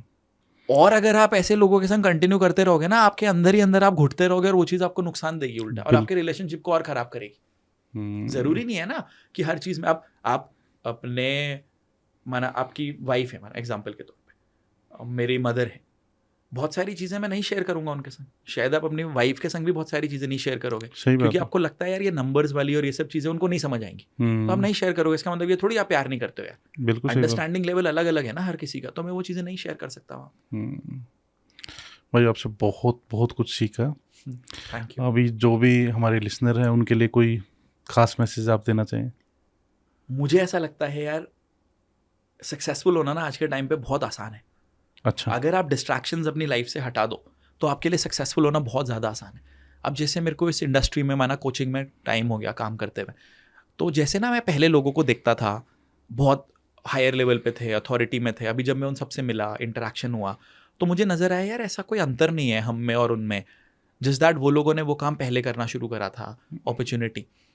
आपके अंदर भी बहुत ज़्यादा काबिलियत है, लेकिन आपको एक तो अपने कंफर्ट जोन से बाहर निकलना बहुत ज़रूरी है, और दूसरा कुछ समय तक ऐसी चीज़ों को जो आपको मोमेंटरीली हैप्पीनेस देती है ना, उनको त्यागना बहुत ज़रूरी है। आपको लगता है यार मैं रील देख रहा हूँ, आपने बहुत सारी रील देखी, आपको मोमेंटरीली अच्छा लगा, लेकिन लॉन्गर रन में वो आपके लिए नुकसानदायक है, उसको हटा दो। आपको अगर किसी चीज़ को करना आज की डेट में बहुत ज़्यादा पसंद है, लेकिन आपको पता है यार ये काम मैं बाद में भी कर सकता हूँ, कुछ समय के लिए उसको त्याग दो, कुछ भी हो। माना फीमेल अटेंशन आपको बहुत ज़्यादा पसंद है, आपने कुछ समय के लिए उसको त्याग दिया, कुछ समय के बाद आपके पास, जब आप अच्छा कर रहे हो, टाइम है आपके पास, फीमेल अटेंशन भी आता है, मनी भी आता है, सब कुछ आता है आपके पास। लेकिन अभी के टाइम पे जो आपके लिए ज़रूरी चीज़ है आप वो करो। और तीसरी चीज़ ना, आपका जो 6 फीट, मैं बोलता हूँ इसको, आपके जो आसपास का 6 फीट है उसको बहुत क्लीन रखना ज़रूरी है। आपके 6 फीट में ऐसे ही लोग होने चाहिए जो आपको प्रेरित करें। अगर आपके आस पड़ोस में नहीं है, परिवार में नहीं है, जैसे आप जिस सिटी से आते हैं वो भी एक टियर 3 सिटी है, मैं जिस सिटी से आता हूँ वो भी एक टियर 2 या टियर 3 सिटी है, अगर देखा जाए वहाँ पे इतनी अपॉर्चुनिटी इंटरनेट के आने से पहले नहीं थी। शायद आज भी मेरे आसपास मुझे ऐसे लोग नहीं मिलेंगे जो मुझे शायद इतना प्रेरित कर पाए। ऑनलाइन ढूंढ लो, कम्युनिटीज़ का पार्ट बन जाओ, लेकिन इंश्योर करो कि आप अपने उस जोन से बाहर निकलो जो आपको आगे बढ़ने से रोक रहा है।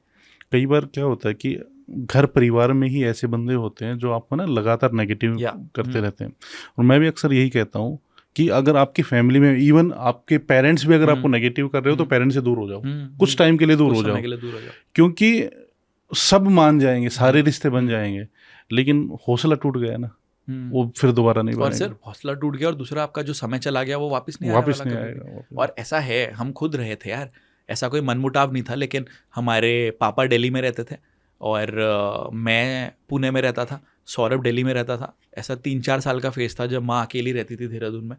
मुश्किल था, बट करा वो चीज़ क्योंकि इंपॉर्टेंट था, घर वालों से दूर रहे। आज की डेट में they are very proud of us. तो मोमेंटरीली अगर आपको वहाँ पे दूर रहना पड़े, जैसे आपने बोला, वो बहुत ज़रूरी है, it is important. Thank you so much भाई, थैंक यू सो मच। और मिलते रहेंगे, बात करते रहेंगे, क्योंकि अभी आपसे बहुत कुछ सीखना है। अरे thank you so much, thank you.